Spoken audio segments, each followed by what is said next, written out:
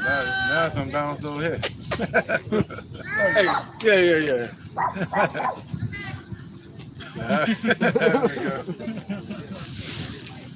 We live. We live? Gone. Somebody check the sound. No, I got you.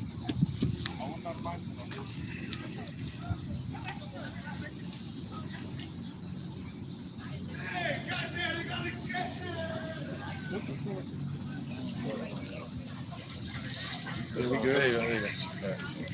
All right, Shalom. We are the Hebrew Israelites. We come out every week to prophesy the downfall of the wicked kingdom called America, also known as Babylon in the scriptures. You know, and also to prophesy the day of our Lord Yahawah and the redemption and salvation of the hopeful elect, or the elect of the children of Israel.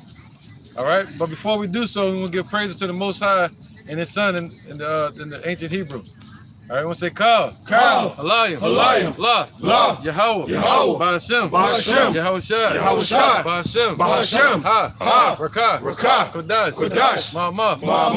All right, double honor to the elder apostles, the GMS and their elders, and shalom to you, Akim, and Nakwatim, the children that believe in sincerity and truth around the four corners of the earth. Let's start off with 2nd Ezra 15. Kind of building the spirit, yeah. This is 2nd Ezra chapter 15, verse 1. Right. Behold, speak thou in the ears of my people the words of prophecy. Right, so who are the Lord's people? The Negroes, Latinos, Native Americans, and also the rest of the Israelites that are scattered amongst these other nations, looking like these other nations, keeping these other nations' customs, all right, known as the speckled bird. All right, go ahead. So we're supposed to speak in their ears the words of prophecy. Why? So they can be blessed. All right, but they have to be chosen to be able to receive this truth. Well, we might get into Ephesians as well. Go ahead, brother. It says, behold, speak thou in the ears of my people the words of prophecy, which I will put in thy mouth, saith the Lord Yahawah B'Hashem Yahawah. Right, and that's part of destiny for the Lord to put His words into your mouth and have you be His spokesman. All right. What's that? Let me get Ephesians real quick, chapter 2. We get Ephesians chapter 2. I don't know where it's at. Let me see real quick too. What it's saying. Let me get there too with y'all. The book of Ephesians, verse 1. No, chapter 3.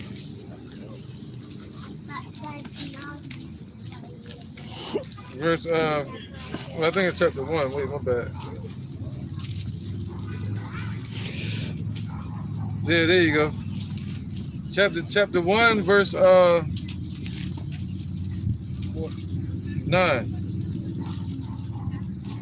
And it's the book of Ephesians, chapter 1 and verse 9, having made known unto us the mystery of His will. There you go. That's the prophecy, right? The mystery of the Lord's will. Keep going, brother. According to His good pleasure, which He made, which He had purpose in Himself, that in the dispensation of the fullness of times, He might gather together in one all things in the Mashiach, Yahawah, both which are in heaven and which are on earth, even in Him. Right, so this is the Most High is doing. All right, created Yahawah all the way from the beginning and revealed Him unto us so that we can be delivered in these last days. All right, that's called what? Predestination. All right, so you got to be predestined to be able to speak this truth and to hear this truth, to receive it. Go ahead, brother. This is back at no, keep going.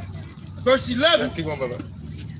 It's Ephesians 1 and 11, in whom also we have obtained an inheritance, being predestinated according to the purpose of Him who worketh all things after the counsel of His own will. There you go. See that? So we got to be predestined. All right. So the Lord sealed His word in us 2,000 years ago, so we'll be back here to receive it today. All right. If you believed in the Lord back then, you're going to believe in Him today. You see that? So that's called predestination.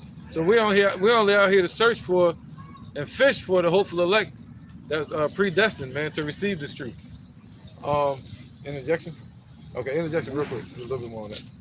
All right, this is John chapter 15, verse 15. It says, henceforth I call you not servants, for the servant knoweth not what his Lord doeth.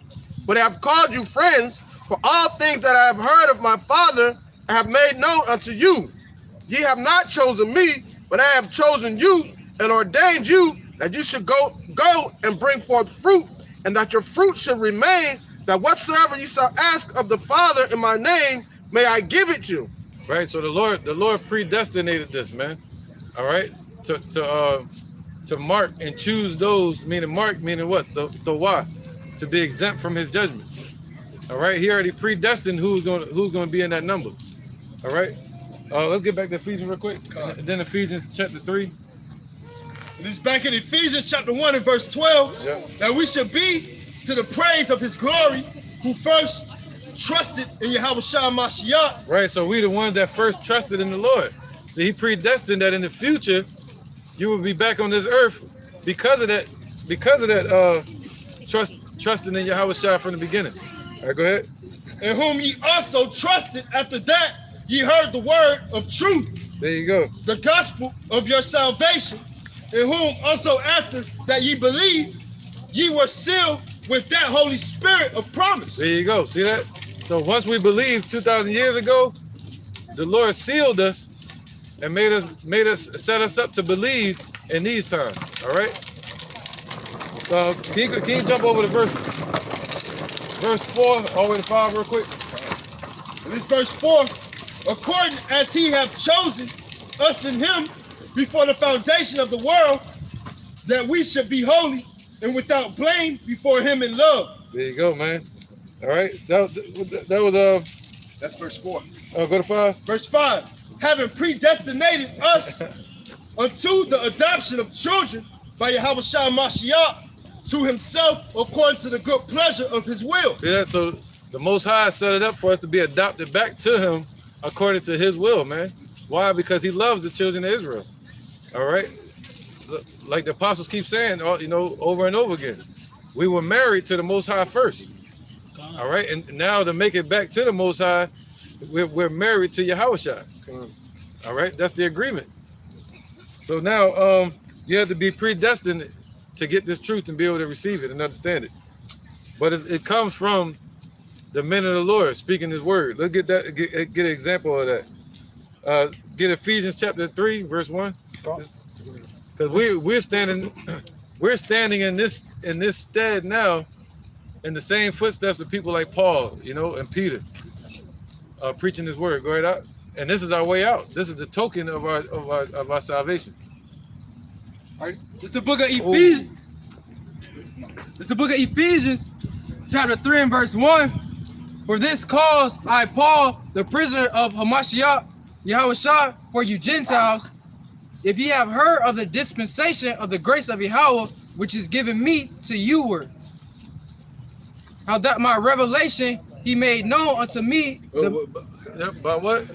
How that by revelation he made known unto me the mystery, as I wrote afore in few words. There you go. So he by revelation, right? Gone. By the Lord revealing all these mysteries to people like Paul back then, he was able to teach to us, and we were able to be sealed and set up for these times to receive those same mysteries. What's that? Spirit of the prophet is subject to the prophet.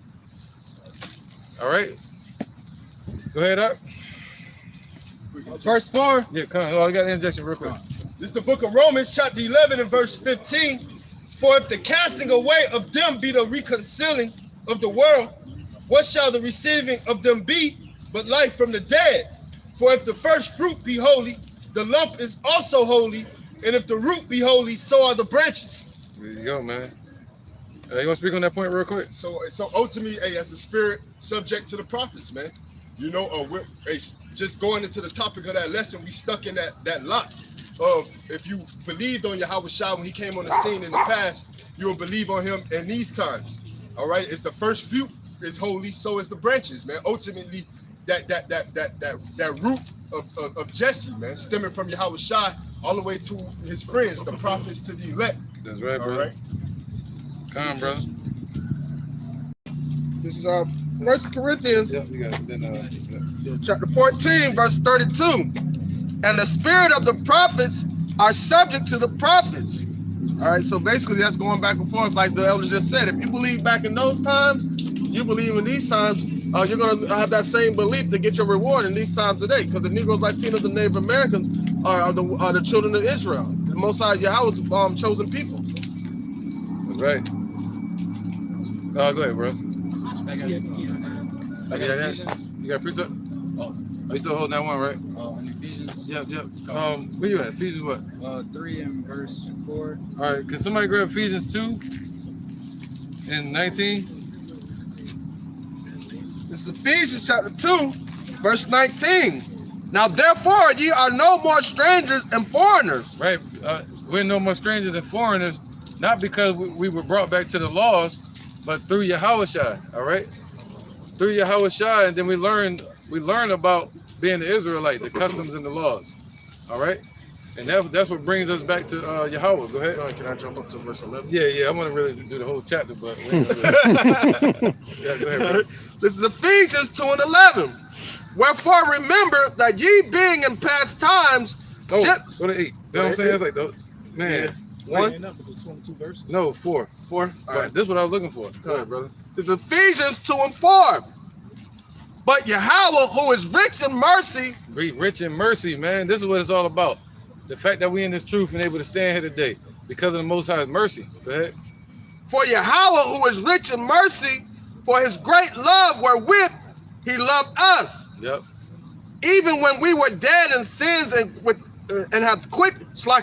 even when we were dead in sins, hath quickened us together with Yahawah. By grace ye are saved. See that? So he made us lively, brought us to life with Yahawah, and by that grace, by that understanding, we are saved. You see that? All right. Not by saying boasting in the law, you know, or like what's his name, Charleston White, like to say, I don't want to read the Bible. I just believe. But Scripture say, "Blessed is he that readeth." You know. Go ahead. All right. It says, verse 6. It says, and hath raised us up together and made us sit together in heavenly places in Yahawah Hamashiach. See that? So that's called a what? A reserved seat. 2,000 years ago, those same prophets that believed and the followers that believed them, they had reserved seats in the heavens all the way until now. All right, go ahead. So that so they got a spot written in the heavens. That was stash of riches in heaven where moth nor rust can corrupt. You want somebody to get that? Yeah, let's get that real quick. Yeah. See, Esau can't break through and steal this from you. You know, if you predestined to be one of the elect, you're gonna be that in these times, man. Yep. Go ahead, bro. This is First Corinthians chapter 2, verse 9.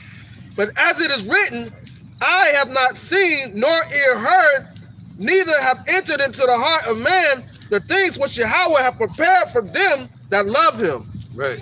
You want to speak on? Yeah. So basically, he said Yahawah is rich in mercy, and those are the things that he's prepared. He set Yahawah up to bring us back to him. All right. This is all part of his mercy. He said, I have not seen nor ear heard the things that he had prepared for them that love him, man. And you were chosen to be one of those people, man. Lord willing, we're part of that number. All right, man. We're the woman. Come All right. The servant. Go ahead, brother. It's the book of Romans chapter 10 and verse 9, that if thou shalt confess with thy mouth the Lord Yahawah and shalt believe in thine heart that Yahawah have raised him from the dead, thou shalt be saved. God. Go ahead. Yeah, that's a clear-cut scripture, man. Yeah. You know, if you believe not only on believe on Yahawah, the Son of Man, all right, also on his name, all right, you will be saved. Yep, and you gotta believe in the power of the Most High. All right, the power of Yahawah, that he sent Yahawah and that he raised Yahawah up. All right. All right, this is Matthew chapter 6, verse 19. Lay not up for yourselves treasures upon earth, where moth and rust doeth corrupt. Right, so by us doing this work, we're laying up our treasures in heaven. We're laying up our prayers in the heavens. All right? Come on, bro. All right. It says, lay not up for yourselves treasures upon earth, where moth and rust doeth corrupt. Right, he said the works follow you. Go ahead. Somebody know what that's that? The works shall follow them. And where thieves break through and steal. Right. Go ahead. So That's right, man. Because when we do this work, even 2,000 years ago, your works followed you, man. You know, your belief, your faith, it followed you until now. Just like the woman that got killed by what's his name? Antiochus Epiphanes. Yeah, the woman with the 7 children. God. And she said, yo, I know that my Lord is going to raise us up in these last days, just like Job said it. God. You know? All right, go ahead. You got an interjection? That works. I'll follow you in a second. Yeah, come on, brother. Bring that fire power. This is the book of 2nd Ezra, chapter 7, verse 35. Yep. And the work shall follow, and the reward shall be shewed. Oh, no. It said the works do follow them. I got it. You got it? Go ahead. Revelations chapter 14 and verse 13. And I heard a voice from heaven saying unto them, right, blessed are the dead which die in the Lord from henceforth, saying, saith the Spirit, that they may rest from their labors and their works do follow them. Come on with it, man. That's it right there. All right. So blessed are those that die in the Lord from henceforth. And that was John the Revelator talking, right? And he was talking about all the prophets that died, man. You know, they got killed at that time. And all the believers that died. He said what? Their works do follow them. So their works follow them until these times in predestination to receive this truth again and be delivered. All right. We're going to get back to this. Yeah. All right. It's Matthew chapter 6, verse 20. But lay up for yourselves treasures in heaven, where neither moth nor rust doeth corrupt, and where thieves do not break through nor steal. That's right. So Esau can't steal this from you. They can't steal your inheritance. That's what Esau trying to do is what? Steal the blessing back. And they can't do it. You know? Go ahead. All right. It says, for where your treasure is, there will your heart be also. See, right? So that's what Paul and them meant by saying what? Go back to that. We said heaven. We was in heaven. I think it's in Ephesians. Ephesians. Yeah, whoever was reading Ephesians. I was reading Ephesians 2. I think what you're talking about is in Ephesians 3. Ephesians. Yeah, we said the heavens. No, I think it's in this one. This one? Yeah. Ephesians 2. 2. Yeah, 2 and 5. All right. All right, this is Ephesians chapter 2, verse 5. It says, even when we were dead in sins, have quickened us together with Yahawah Hamashiach, and have raised us up together and made us sit together in heavenly places in Yahawah Hamashiach. See that? We sit together in heavenly places, meaning what? Our minds, he said, where your heart is, there should, he said, what? Where your riches is, there should your heart be also.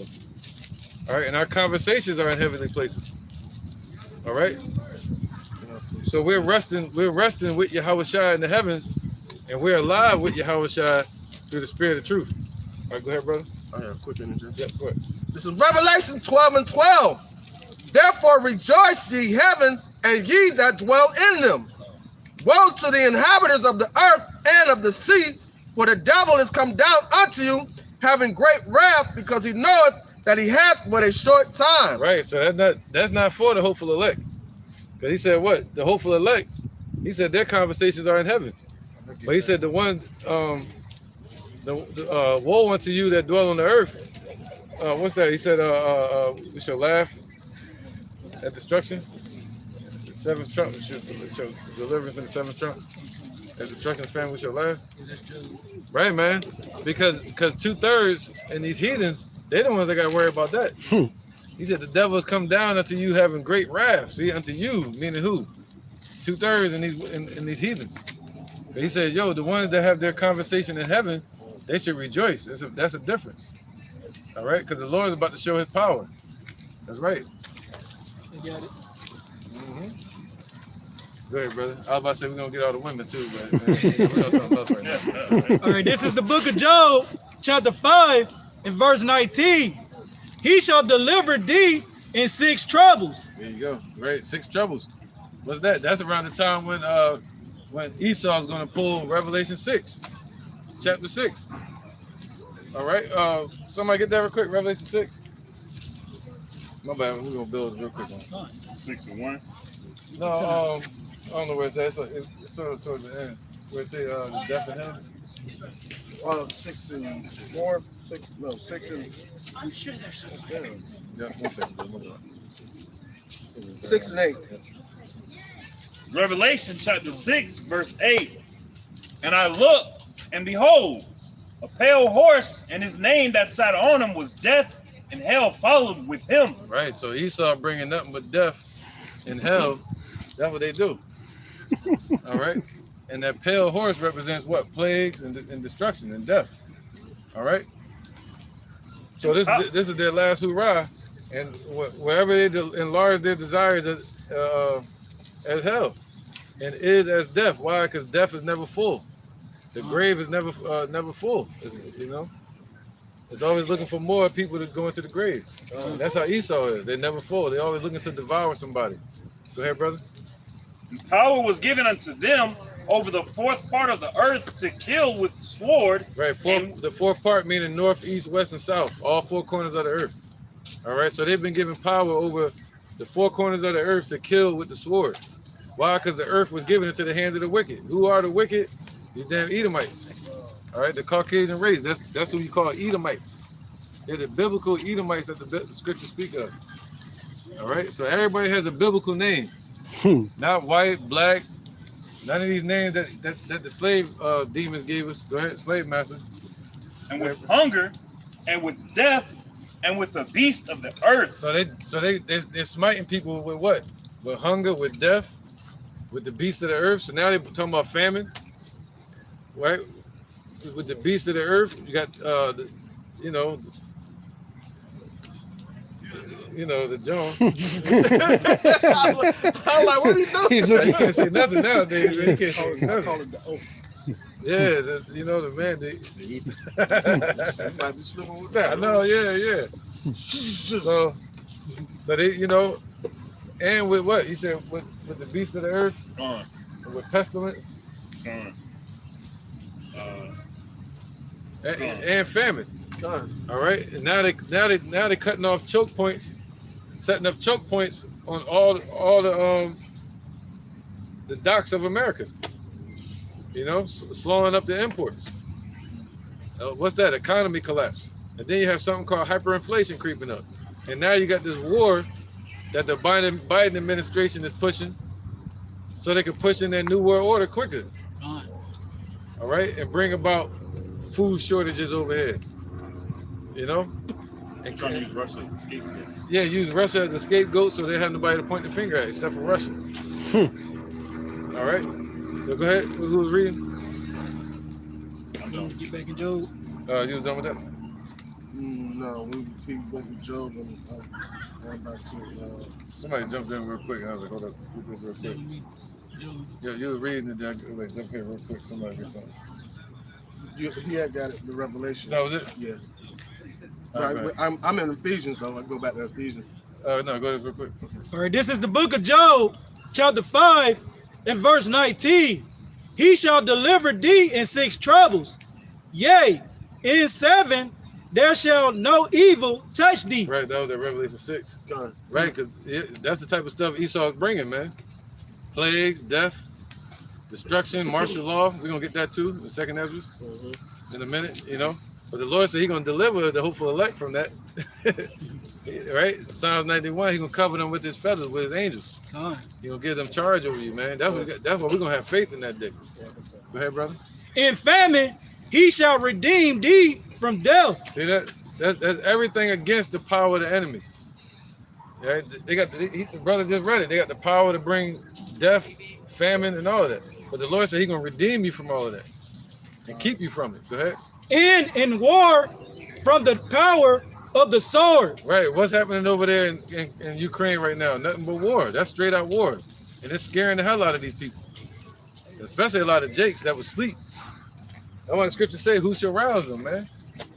Well, this war is rousing them up. They said in Ukraine, if you're between the ages of 18 and 60, you can't leave the country. You got to fight. Yeah, I seen videos of that.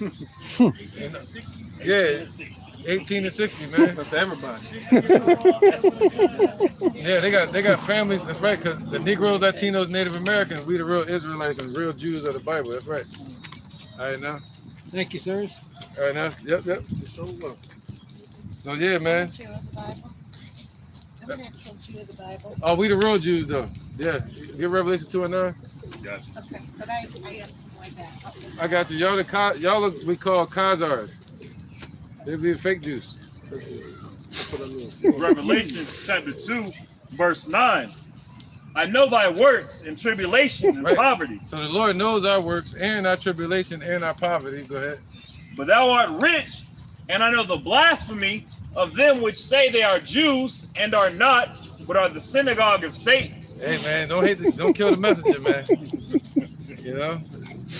She ain't like that. But as soon as you said Revelation 2 and 9, she said, okay, I'll go. No. That's like raid for a fake Jew. What was that? We building, so we kind of bouncing around. All right, so we'll go back to Ephesians. I think that was it on that. Yeah, because the Lord gonna deliver us, man, from everything that Esau bringing. No weapon formed against thee shall prosper. Yeah, everything that Esau bringing, man. You know, the Lord formed it. The Lord gave them that sword. The Lord gave them their power and the thoughts in their heart. So the Lord can damn sure create a way to defend us from it. All right. So he said, with the temptation, he'll create a way for escape. Let me know you get it. This is Isaiah chapter 54, verse 17. Yeah. No weapon that is formed against thee shall prosper, and every tongue that shall rise against thee in judgment thou shalt condemn. This is the heritage. Right, because they rise against us in judgment, they're against the Spirit of the Lord. And that's a token to let us know that they were always against the Lord, even 2,000 years ago. See that? And the ones that hear this truth and agree with it, that lets us know that they agreed with Yahawah when he was on the scene and the apostles back then. People like Peter and Paul. Come on, brother. This is the heritage of the servants of the Lord Yahawah, and their righteousness is of me, saith the Lord Yahawah. Right, so our righteousness is of Yahawah. It's not of ourselves, and it's not of this world. So our righteousness is what? Doing this work and believing in Yahawah B'Shem Yahushua. So our righteousness is of him. So we can't speak on our own righteousness. You know, saying our own works, right? Our righteousness is as filthy rags. Our righteousness is as filthy rags. Appreciate it. Yeah, go ahead. And you got precept too? Yeah, I got it. All right, go ahead, bro. This is backing up the statement that the elder made about giving Esau that great sword. And this is the book of Isaiah, chapter 10 and verse 15. Shall the axe boast itself against him that heweth therewith, or shall the saw magnify itself against him that shaketh it? Right, people like Esau. All right, that's what Esau tried to do, is magnify himself against the Lord. But the Lord created Esau to be the sword. As if the rod should shake itself against them that lifteth it up, or as the staff should lift up itself as if it were no wood. There you go. All right, the Lord created Esau and gave him this power to rule the world. And what have they done? They exalt themselves as the Most High. They exalt themselves against the spirit of truth. All right. So yeah, man, they can't exalt themselves against the Lord. It's impossible, man. The Lord created them and gave them the power that they have. So they think they're really gonna fight against the Lord when he shows up. You know? So they're gonna lose horribly. Let's get this real quick. I'm gonna get back to the point I was making. In Ephesians 2 and 8. Somebody get that real quick. Ephesians chapter 2, Yeah. verse 8, 7 7. That in the age to come, ages. Yep. Shlakia, that in the ages to come, See, this talking about the future, right? From back then all the way up until now, ages later. he might show the exceeding riches of his grace and his kindness towards us through Yahawah HaMashiach. See that? So now the Lord has called us back into this truth through Yahawah. The Father Yahawah has called us back to Yahawah, to himself through Yahawah in these last days. You see that? And it's going to be a manifest token within yourself because you believe. All right, keep going. I just need the next verse real quick. This is the point. All right. Verse 8. For by grace ye are saved through faith, and that not of yourselves, It is the gift of Yahawah, Yeah, one more. not of works, lest any man should boast. There you go. So ain't nothing it's nothing that we did.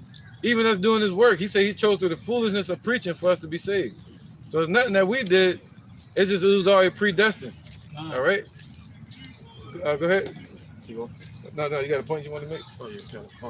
This is Philippians chapter 3, verse 16. Nevertheless, whereto we have already attained, let us walk by the same rule, let us mind the same thing. Brethren, be followers together of me, and mark them which walk as ye have us for an example. Okay. For many of whom I have told you often, and now tell you, even weeping, that they are enemies of Yahawah Hamashiach, whose end is destruction, whose Yahawah is their belly, and whose glory is their shame, whose mind is of earthly things. Right. That's talking about these jakes that love money like IUIC, ISGPK, and Sakari and them. They've made filthy lucre off of this work, this gospel. All right, and they have become enemies. The Lord said it, and through his disciples, he said, "Yo, mark them that walk contrary to the examples that have been set before us." And they're walking contrary to people like Paul and Peter, man. The foundations. Go ahead, brother. It says, whose end is destruction, whose Yahawah is their belly. Whose God is the belly? Yeah. It's like whose God is their belly, Slakim. Yeah. Whose glory is in their shame, Yeah. whose mind is earthly things. So their glory is in their shame. They glory in what? People like IUIC, let's start with them. They talk about keeping the laws, but they break the laws themselves. They have edge ups, keeping the Sabbath on Friday and Saturday, teaching false doctrine, teaching the Lord's name wrongly. So they glory in their own shame.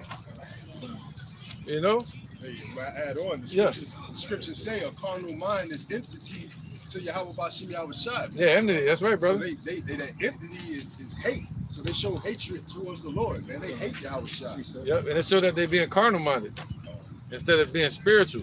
Like Sakari saying that we're gonna make it according to the law, when we really only gonna make it according to Yahawah.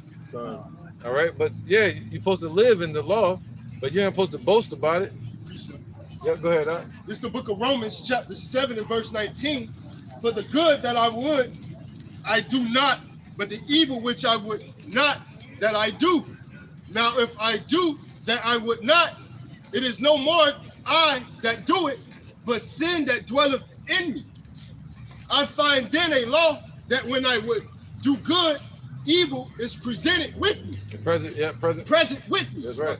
Yep, For I delight in the law of Yahawah, Bashim Yahushua, after the inward man, but I see another law in my members warring against the law of my mind and bringing me into captivity to the law of sin, which is in my members. There you go, man. So as long as we're in this flesh, we're bound to the law of sin. That's right. That's why we need Yahushua, all right, to bring back that captivity, to show his deliverance, his mercy, all right, so we can get those new bodies like him, man. Right. So we can be as he is, and we can be perfect. And we can freely serve the Lord, freely, and having the Spirit conquer the flesh, and admitting that Yahawah is gonna make us perfect, that the Most High is gonna make us perfect, man. All right, where was that? Ephesians. All right, let's get some of these really quick. Yeah. All right, this is Ephesians chapter 2, verse 9. Right. Not of works, lest any man should boast.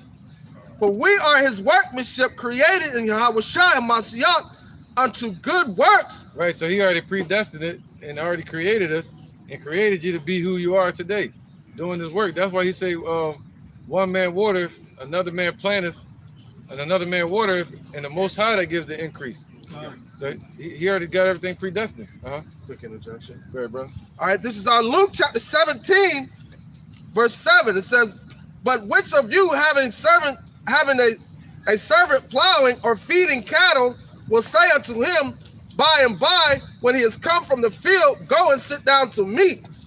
Or will not rather say unto him, make ready wherewith I may sup, and gird thyself, and serve me till I have eaten and drunken, and afterwards thou shalt eat and drink?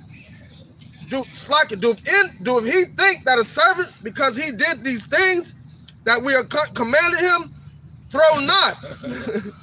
It says, so likewise ye, when ye shall have done all those things which are commanded, you say, we are unprofitable servants. We have done which that was our duty to do. And that's the truth.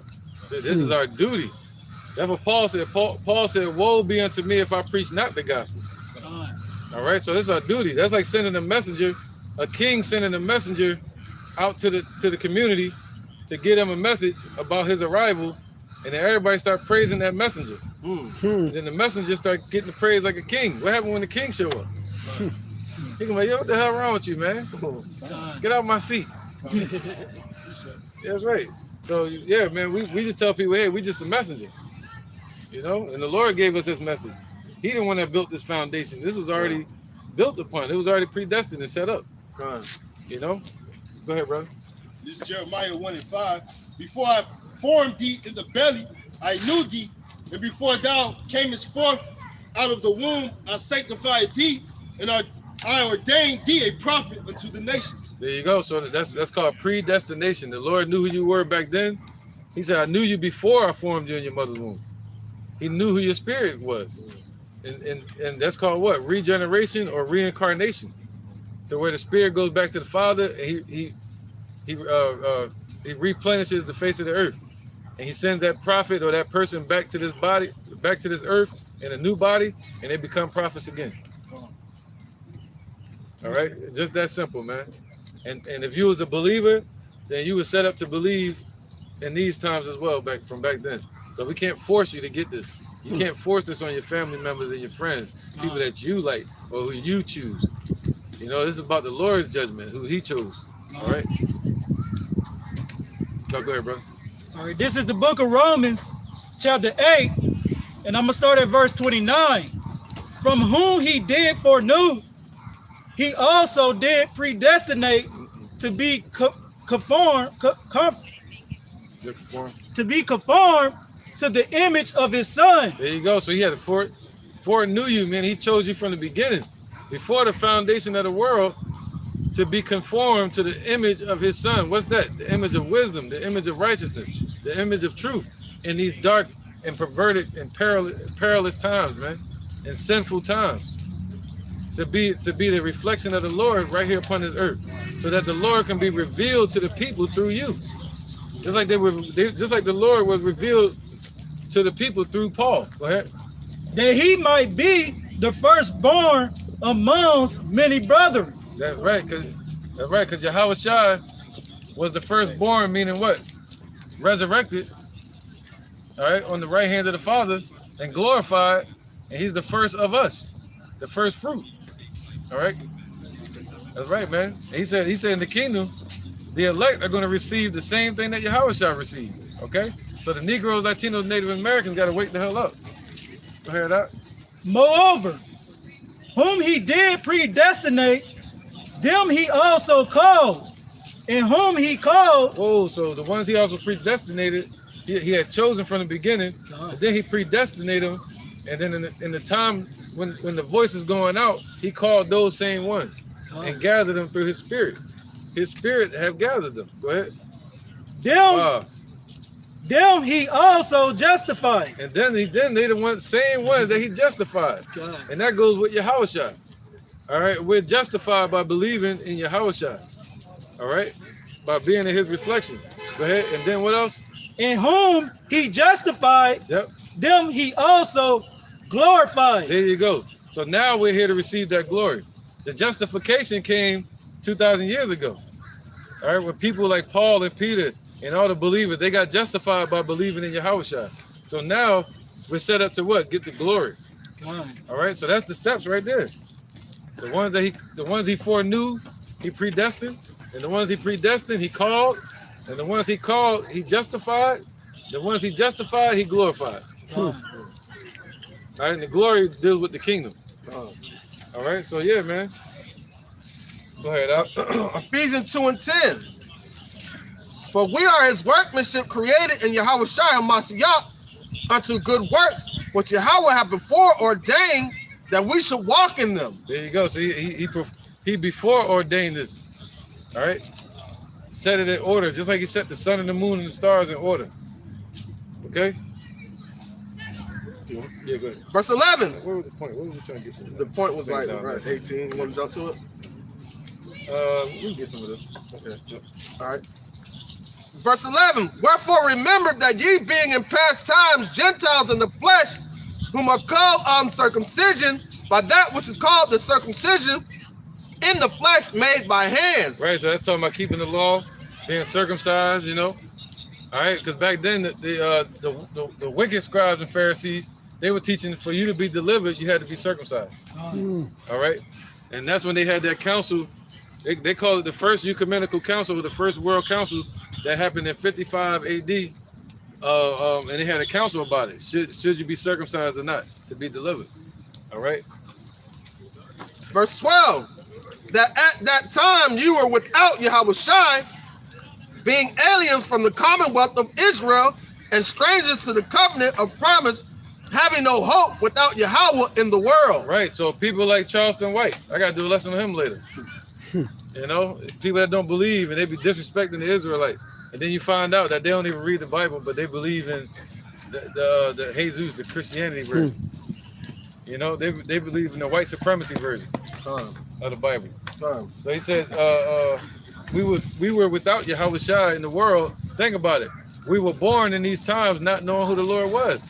And the Lord said, yo, he predestinated that. He said, what? He the ones he justified, he also called. Called. The one he called, he also justified. And the ones he justified, he glorified. So he set them up to receive that belief in Yahawah again. All right. So we were born in an environment to where we didn't know anything. We were born dead again after the great falling away in 70 AD. And now the Lord has kept his promise. And what? He said, I'm gonna bring you out the graves. That's Ezekiel 37. Yeah, he's gonna call us from out of the graves. That's right. Somebody have a precept back here? All right, go ahead. This is Jeremiah chapter 1, verse 5. Before I formed thee in the belly, I knew thee, and before thou camest forth out of the womb, I sanctified thee, and I ordained thee a prophet unto the nations. Right. Yep. He already read that too. But oh, yep. But before that's the spirit though. We can go over again. Yep. Before you were ordained or born in the belly, before you were formed in the belly, before your parents came together and had sex, the Lord knew your spirit, man. You were with the Lord. All right. And then he sent you and ordained you in that body to be a vessel for the Lord, a temple for him, man. That's a very powerful thing. That's a powerful thing. That's why he said we are the temple of the Lord in this earth. And he reveals himself through us. All right. The Negroes, Latinos, Native Americans are the Israelites of the Bible.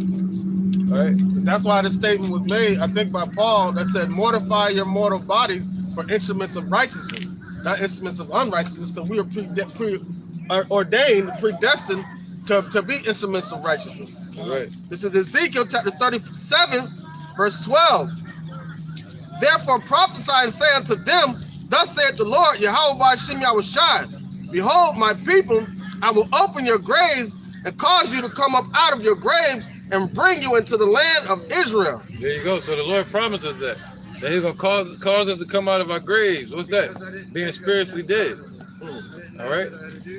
13. He's going to cause us to be able to worship him again. All right. Being what? Come back to life. Oh, resurrected. That's being stand up again. Verse 13. And ye shall know that I am Yahawah Shem Yahushai when I have opened your graves, O my people, and brought you out of your graves. And I shall put my spirit in you, and ye shall live, and I shall place you in your own land. Then shall ye know that I am Yahawah Shem Yahushai and have spoken it, performed it, thus saith the Lord. Right, man, because if you think back in the ancient times, during the times of Adam, we didn't have this much love and this much compassion towards the Lord. Now look at us today, man. We got a fervent love for the Most High now. Calling on him, praying to him as the hopeful elect. Asking for his help, asking for him to deliver us. Look how much compassion the Lord has put in our heart towards him, calling out Abba Father. Look how much we've grown as a nation, being the hopeful elect. All right. Where was that? You still reading on that? Oh no, I was there. Ezekiel, you want to go back to Ephesians? Yeah. All right, Ephesians chapter 2, verse 13. It says, "But now in Yahawah Mashiach, ye who were sometimes were far off, are made nigh by the blood of Yahawah.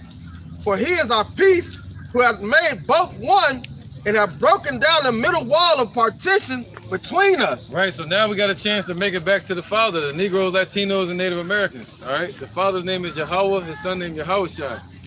All right, now we have a chance back to the Father through Yahawah. Go ahead. Verse 15, having abolished in his flesh the enmity, even the law of commandments, what is that, contained? Contained, yeah. Yeah, contained in ordinances. Right, the laws and commandments that were written in writing, right, which deals with carnal. Go ahead. For to make in himself of twain one new man, so making peace. That's right, so yep. And that he might reconcile both unto Yahawah in one body by the cross, having slain the enmity thereby. Right, so now through Yahawah Shai, we have a way back to the Father, being Jews of the circumcision or being Gentiles, meaning basically being a stranger to the truth. All right. All right. So now, without the teachings of Paul, we wouldn't be able to be called back into this truth today, because we became Gentiles. We were spiritually dead in America, calling ourselves Americans, Black, African, everything. But thankfully to Yahawah, he predestined us. He already had everything set from the foundation of Yahawah and Peter. Go ahead up. It's the book of St. John, chapter 10 and verse 14. "I am the good shepherd and know my sheep, and I am known of mine. As the Father knoweth me, even so know I the Father, and I lay down my life for the sheep. And other sheep I have, which are not of this fold, them also I must bring, and they shall hear my voice, and there shall be one fold and one shepherd." There you go. And that also goes with Isaiah chapter 11, where it talks about bringing the nations back together. All right, the northern tribe and the southern tribe. All right, the northern kingdom and the southern kingdom. The two sticks, man. All right, those are sheep. Because you had Judah, Benjamin, and Levi over there. But then you still had other tribes, and then you had the prophecies about us being scattered over here in slavery. All right? So the Lord had his spirit sent out upon the earth to bring us back together, spirit of truth. Let's get it. Ephesians 2 and 17. Yep.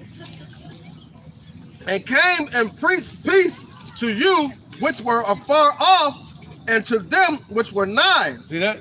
Yep. He preached peace meaning his truth. He preaches to them that were nigh, meaning the circumcision, and to them that were far off. All right, meaning the Gentiles. And the Gentiles are not all nations. The Gentiles are the Negroes, Latinos, Native Americans, and some of the speckled bird Israelites that look like these other nations, that are scattered amongst the nations and speaking these languages and keeping their customs. Go ahead, brother. Verse 18. That's right, man. We about to rule this world. Get ready. "For through him we both have an access by one Spirit unto the Father." There you go, man. So now through Yahawah, we all have access through one Spirit to the Father, not through the laws. You can't get to the Father through the laws anymore. You can only get through the Father through Yahawah. All right, but is Yahawah a minister of sin? No. A man that loves the Most High, the laws are going to be your lifestyle. All right, it's just what it is. But our salvation is through Yahawah. That's the Lord's name, the real Skywalker. That's my necklace. To think that you can get to Yahawah and get to the kingdom of heaven by making the laws is thinking carnally, man. That's like thinking as they did in the past of building the ladder to get to heaven. Jacob's ladder, man. You're not gonna do it in that way of fashion. Tower of Babel. Not carnally, man. It's all spiritual.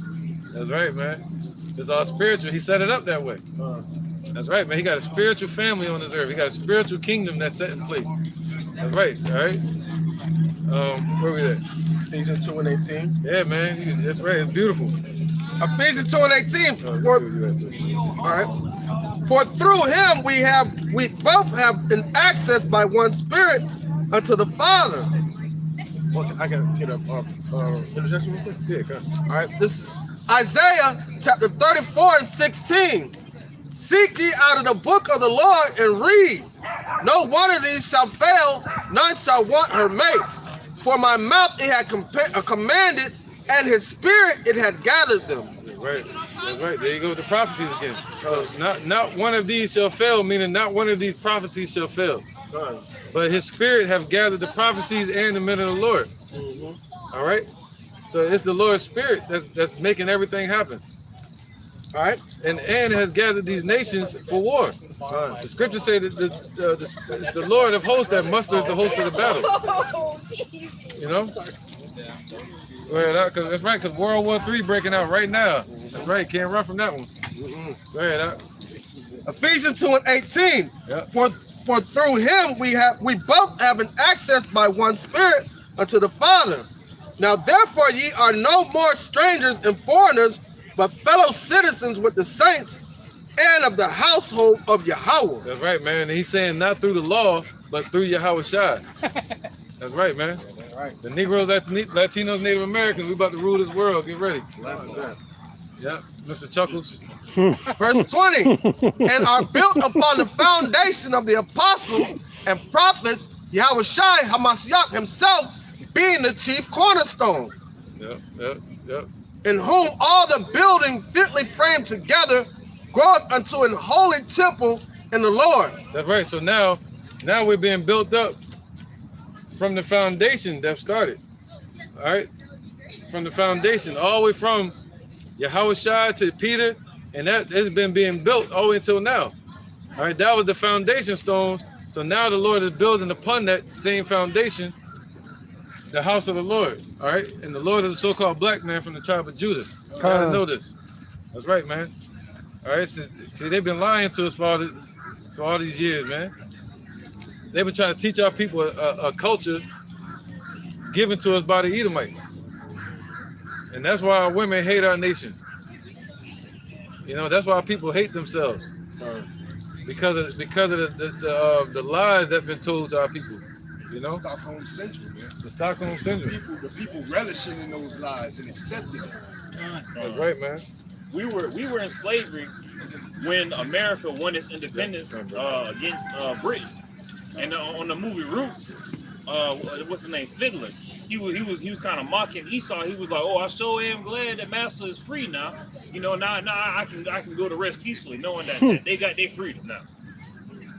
And really, they didn't break off the independence from Britain because, I mean, the European Union is the one that's running America, man. America is just a business, man. Yeah. They just got Florida from Britain. That was it. They got Florida from Britain, and they got more freedom to take us into slavery. Shit. Pretty much. And they got freedom to bring the whole continent together called America, from the 13 colonies to the west now. That was the freedom to bring them all together and create what you call the United States of America, and to create a world bank and a certain level of sovereignty. You know what I mean? But this place is not sovereign at all. It's a whore. Yeah. And every whore has a pimp. You know what I'm saying? Go ahead, brother.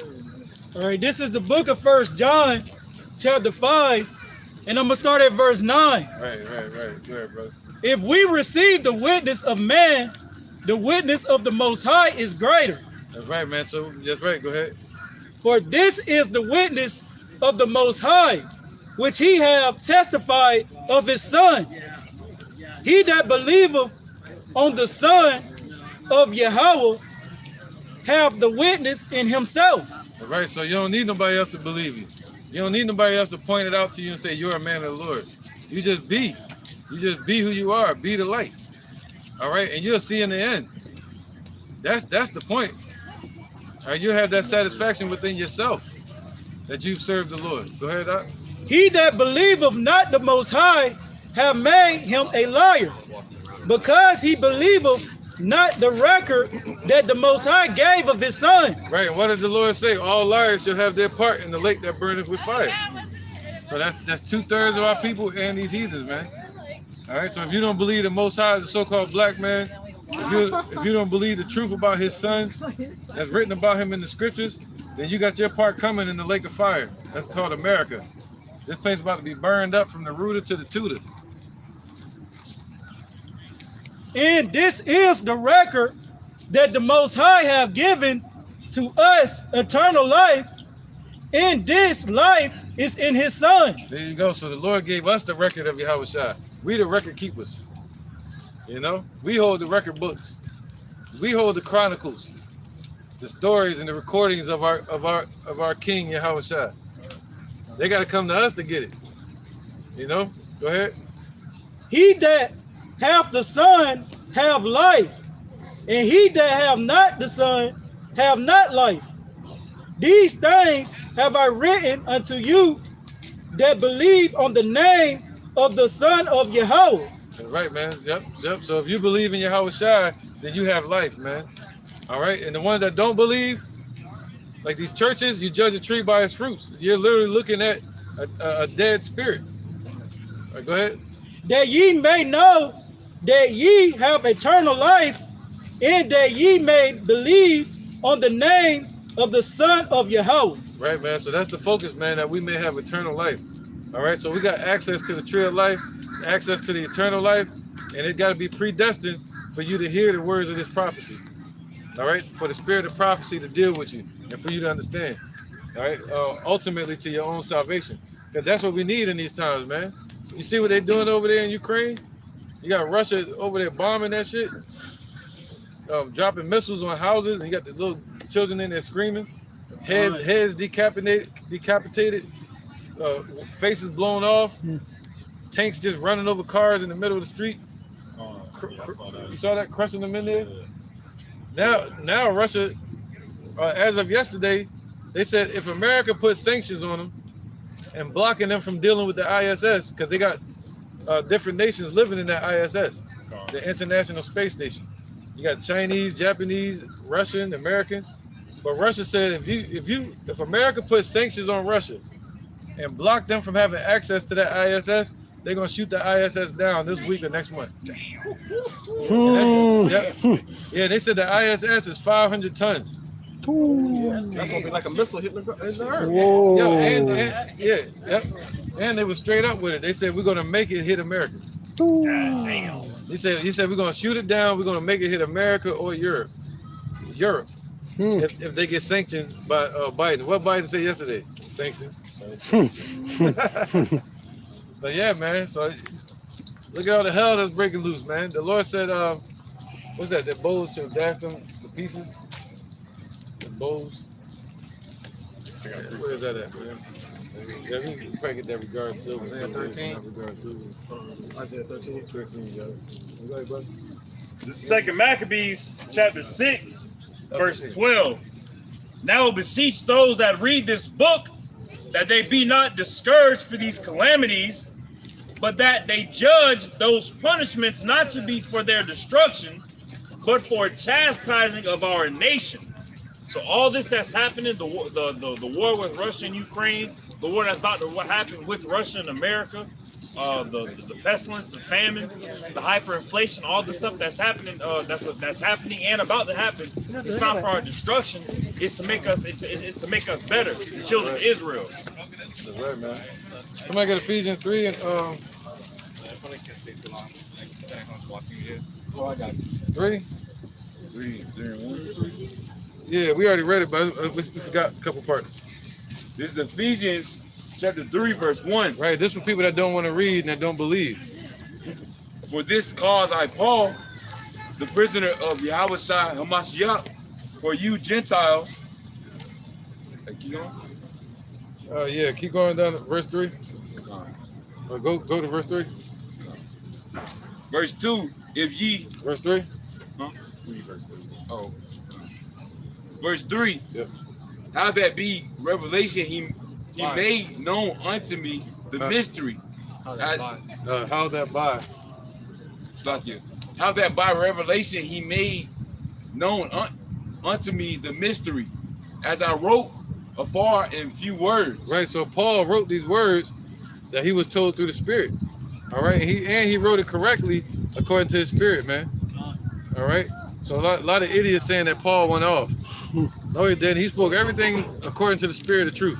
He even had to correct Peter a couple times. You know, when he saw Peter not wanting to sit around. He was sitting with the sitting with the publicans, but then when the Sadducees and Pharisees came, he would get up and go sit with them. Yeah, so Paul had to correct him. Paul went off on him. Yeah, he went off on him. Go ahead. Verse 4, whereby when you read. Whoa. So when you what? When you read. So when you read, right? So when you read the same thing that he wrote down. Go ahead.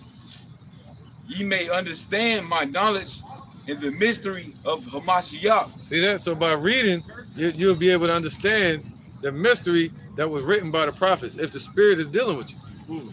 All right? The Spirit got to be dealing with you, though. I was quick and check his shirt. Go ahead, up. I seen that. You see his shirt? Yeah, go ahead. We already talked to him. Revelation chapter 1, verse 3. Blessed is he that readeth, and they that hear the words of this prophecy, One more verse. and keep those things which are written therein, for the time is at hand. There you go. That's right, bro. So now, blessed the day that readeth, and so that's why people like Charleston White is not blessed. You know, we call him Charleston White the nigga like. How can you believe in something that you don't know? Yeah, he like fuck them Israelites. Fuck this. All right, that's cool. Fair enough. But at the end of the day, it's a fact that I heard him the other day say, they're like, do you believe in God? He said, yeah, I believe in the Lord. And they're like, you a Christian? He said, no, I ain't no Christian. That's good. He said, I believe in it the right way. I believe that you're not supposed to read the Bible. You're supposed to just believe. They're like, what? That's why he's talking all this shit. If he read the Bible, he'll know about the Israelites. You know, he'll know about the Lord being a so-called black man. How can you know about faith without What you believe in? right? Hypocritical like a motherfucker, man. So, go ahead a little bit more. Verse 4. John to the seven churches. Ephesians 3. This is Ephesians chapter 3, verse 5. Yeah, start from 4 and then go to 5. Verse 4.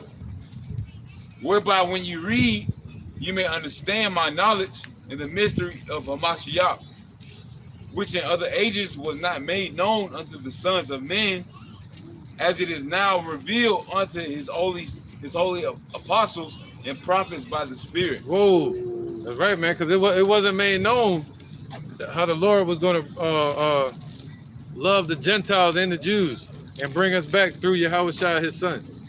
All right, that wasn't known yet. All right, that was a mystery.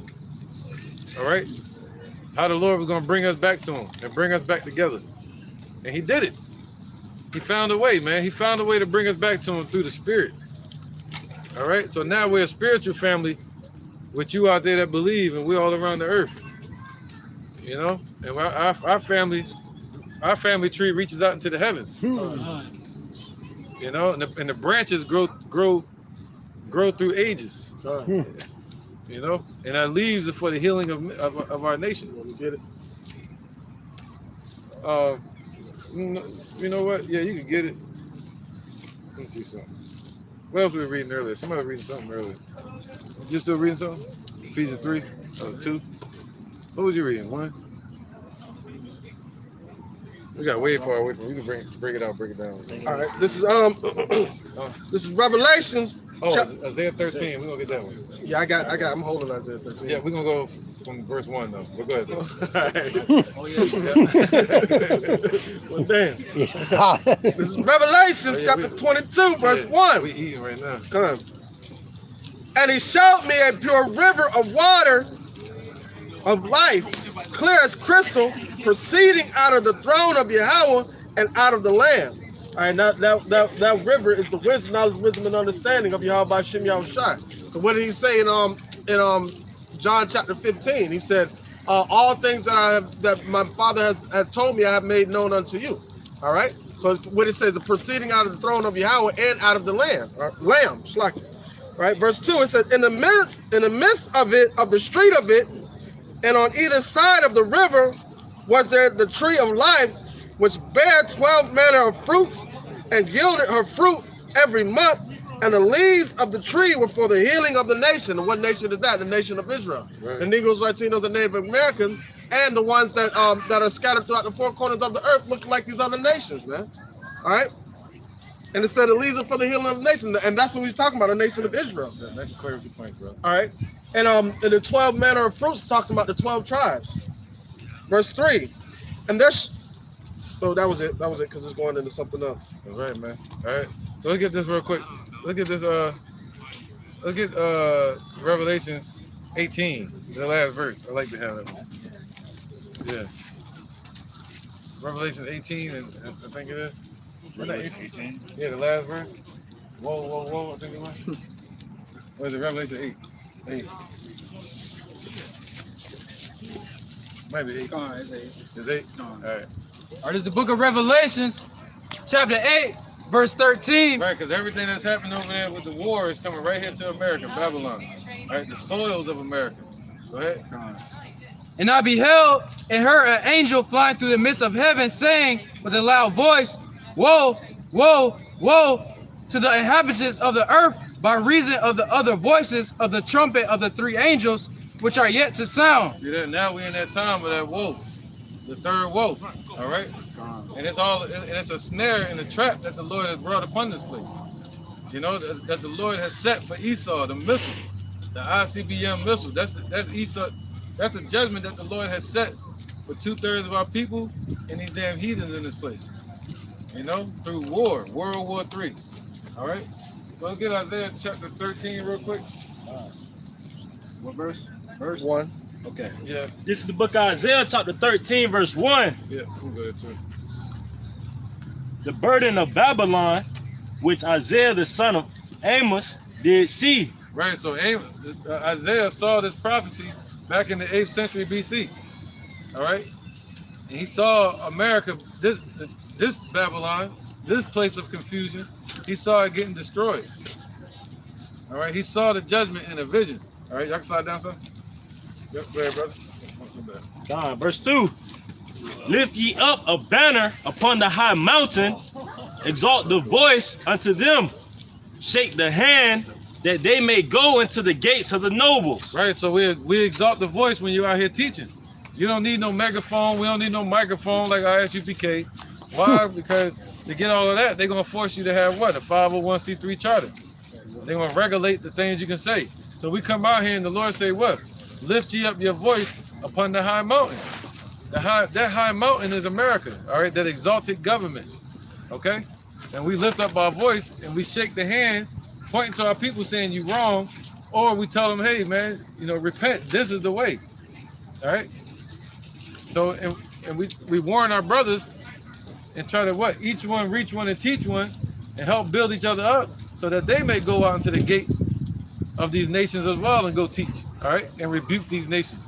Rebuke Esau, the Caucasian race, and tell them that they're going into slavery. Rebuke our people and tell them that they're being wicked and need to repent or be destroyed. All right, so that's what this verse is talking about. Go ahead, interjection. What's up, Yahawah? Go on. This is the book of Philippians, number 1, 27 and all the way to 29. Right, because Judgment Day is at the door, man. Judgment Day is finally here. The judgment. Y'all see it with Russia. Go ahead.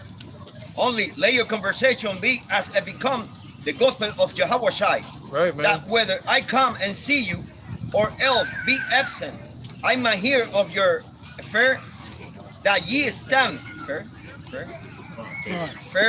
that ye stand fast in one spirit, with one mind, striving together for the faith of the gospel, and in nothing terrified by your adversary, which is to them an evident token of perdition. That's right, man. That's right. Yahawah is about to show up, the son of righteousness. That's right.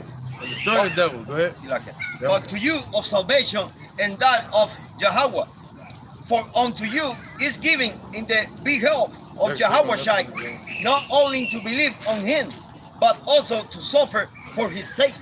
So believing and suffering, man, and entering in the straight gates.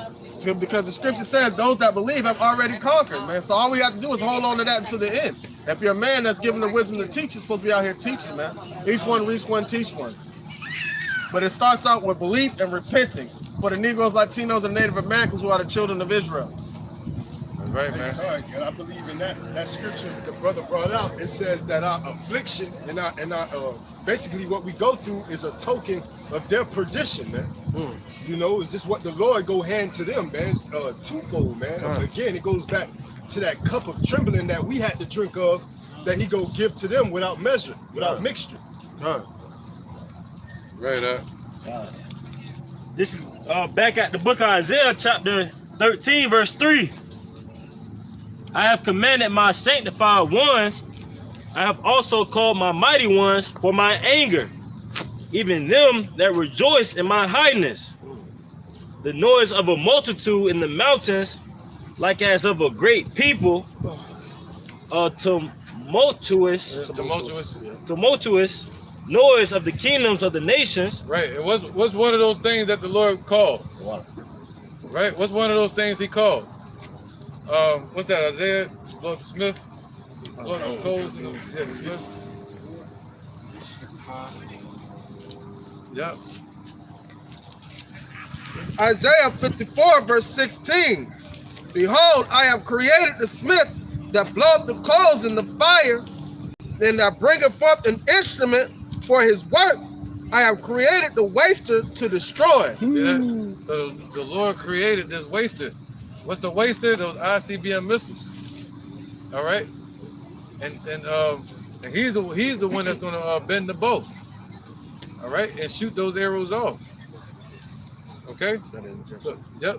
Go ahead, brother. All right, this is Jeremiah chapter 50, verse 24. I have laid a snare for thee, and thou art also taken, O Babylon. Right, that's Jeremiah 50. Come. Yep. So the Lord laid that snare. That snare is the missiles. Right. So the Lord created that. He called those missiles to be conjured up by those scientists, those nuclear scientists in general. All right, to split the atom. You know, for America to dig their own ditch in the 1950s. All right now. All right now. In the 1950s. Oh, so there's a whole long line of this, huh? Wait a minute. You had to say hi. Yeah. So in the 1950s, they gonna you know, after World War II,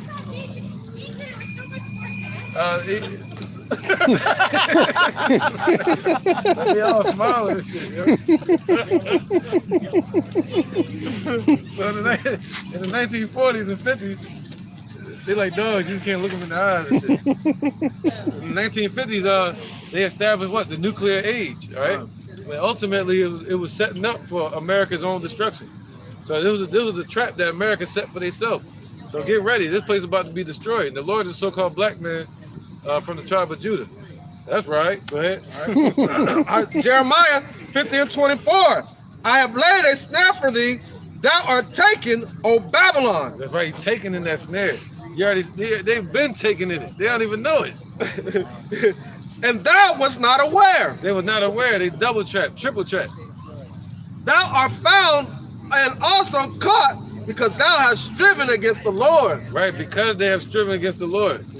All right, by striving against the Lord's people, by Xing out the truth about the Lord here in America in their schools and in their churches, right, putting us in slavery. All right, this the place built with bloodshed. Nahum, go to the bloody city. Yeah, that one. Nahum. Nahum, real quick. Let's get it real quick. Nahum. I think it's Nahum 3:1. Yeah, we think it's Nahum 3:1. Yeah, brothers. Yeah, I see that. I received that. I think it is. That's the whole book of Nahum, chapter 3 and verse 1. Yeah. Woe to the bloody city. It is all full of lies and robbery. Right, this place is full of lies and nothing but robbery, man. All right? How you talking about some God bless this place? No, God damn this place. Go ahead. The prey departeth not, the noise of a whip, and the noise of the rattling of the wheels, and of the prancing horses, and of the jumping chariots. Right, so the prey departeth not. We still in this place, man. They still got passports on us. You can't even go somewhere overseas and something break out. They gonna come get your ass and bring you back like property. You know, so they still got us here in slavery, man. They still got social security numbers and birth certificate numbers. You know, still being the last one's hired, first one's fired. Still setting up policies, unjust decrees, unrighteous decrees against our nation. So we still stuck in this place. Still behind enemy lines, dog. That was it on that, right? That's right, man. Go ahead, Isaiah. Anybody got any interjections? Oh, go ahead. All right, this is Jeremiah chapter 50, verse 25. The Lord, Yahawah by Shem Yahushai, has opened his armory and has brought forth the weapons of his indignation. For this is the work of the Lord, Yahawah, power of hosts in the land of the Chaldeans. So this is what the Most High called for. He said, yo, he opened up his armory, and he said, yeah, we're going to do that right there. Give me that one. We're going to do the ICBM missiles. Every time they come out with a new missile, the Lord be like, woo, that's that rock shit right there.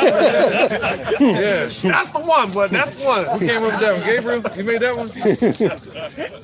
Yeah, man. Yeah, this was going to work. Scripture said that. He had sharpened his sword. And he wet his sword. He sharpened it. Made it ready. Sharpened it and made it ready. Made everything perfect. You know? So now you got Russia with something called the invincible missiles. And I seen a video yesterday where Russia had ICBMs moving on trucks. So they're getting ready to shoot those ICBMs off. And beside that, they already moved a plane to Venezuela with a missile, Wow. Missile. Yeah. Correct. So they already moved. They moving planes there with missiles, right? And they Putin already get with the Venezuela president. You know, they already have a meeting. You know, and that plane arrived, I think, yesterday. Right. And the missiles that they had, the ICBM missiles. What's up, brother? The ICBM missiles, they were on 16 wheels. Ooh. So that let you know it's as big as a semi truck. During the first Cold War, America was a little bit fearful of Russia because they had these missiles that were able to go around like the Russian wilderness and the trucks, like you just stated, big semi trucks that had missiles on them that were real fast and agile. But now they put intercontinental ballistic missiles on those trucks, and they're still just as agile, just as nimble, and hard to track, hard to find. Man. They already threat Finlandia and Swiss because they Putin say they cannot enjoy NATO, and you know because they are part of NATO. Yeah, he said he's gonna come after them for joining NATO. Make sure I speak up too for the camera, Finlandia and Swiss. Precepts. Look at these precepts real quick. Go ahead. You still got Isaiah. Yeah, go ahead, brother. Just a quick interjection. This is Ezekiel 21:9. Son of man, prophesy and say, thus saith the Lord, say a sword is sharpened and also furbished. It is sharpened to make a sore slaughter. It is furbished that it may glitter. Should we then make mirth? Well, look at this. You know? So should we then make mirth? Should we be in the spirit of mirth, the spirit of America? All right, one-tongueness, going to and fro, thinking you can do whatever you please. All right, not acknowledging the Lord. All right, running the rat race, caring more about your job, caring more than your spiritual welfare, man.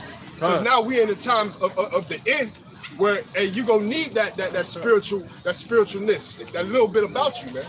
You know.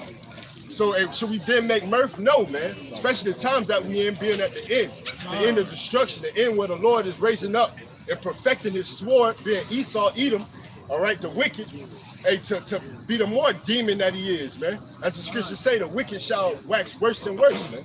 So this damn diabolical demon is coming with rage, man. It's gonna lead to what? Revelations 12:12, man. You know. All right. Can you read that last part again? That glistening part. This verse 10 in Ezekiel 21:10. It is sharpened to make a sore slaughter. It is furbished that it may glitter. Look at that, man. Look at that, it's furbished. The Lord has furbished and sharpened it, prepared these missiles, man. All right, go ahead, brother. This is Deuteronomy chapter 32, verse 41. Right. If I whet my glittering sword and my hand take hold on judgment, I will render vengeance to my enemies and will reward them that hate me. Right, so who hates the Lord? All of these people hate the Lord. Y'all just don't know it. If you don't know the name Yahawah, if you never heard the name Yahawah, then you hate the Lord, just don't know it. All right? I will. Now you good, brother. So yeah, so the Lord said if he wet his glittering sword. I'm stepping all over that.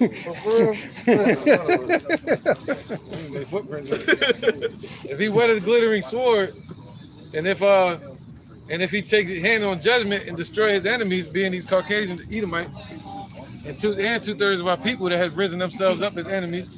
What's that in Micah? Somebody get that real quick? So he said if he does that, then what?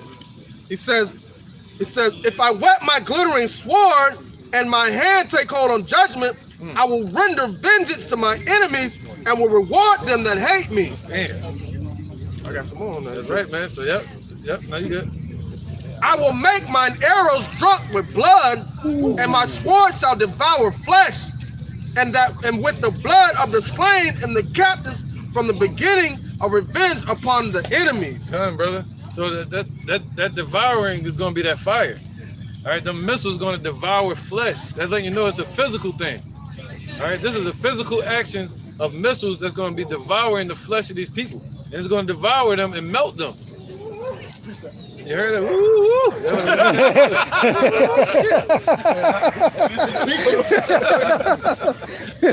Ezekiel 26 and 20. The flames gonna be hitting me. As they gather silver and brass and iron and lead and tin into the midst of the furnace to blow the fire upon it, to melt it, so will I gather you in my anger and in my fury, and I will leave you there and melt you. See that? See, you don't want the Lord to gather you in the anger.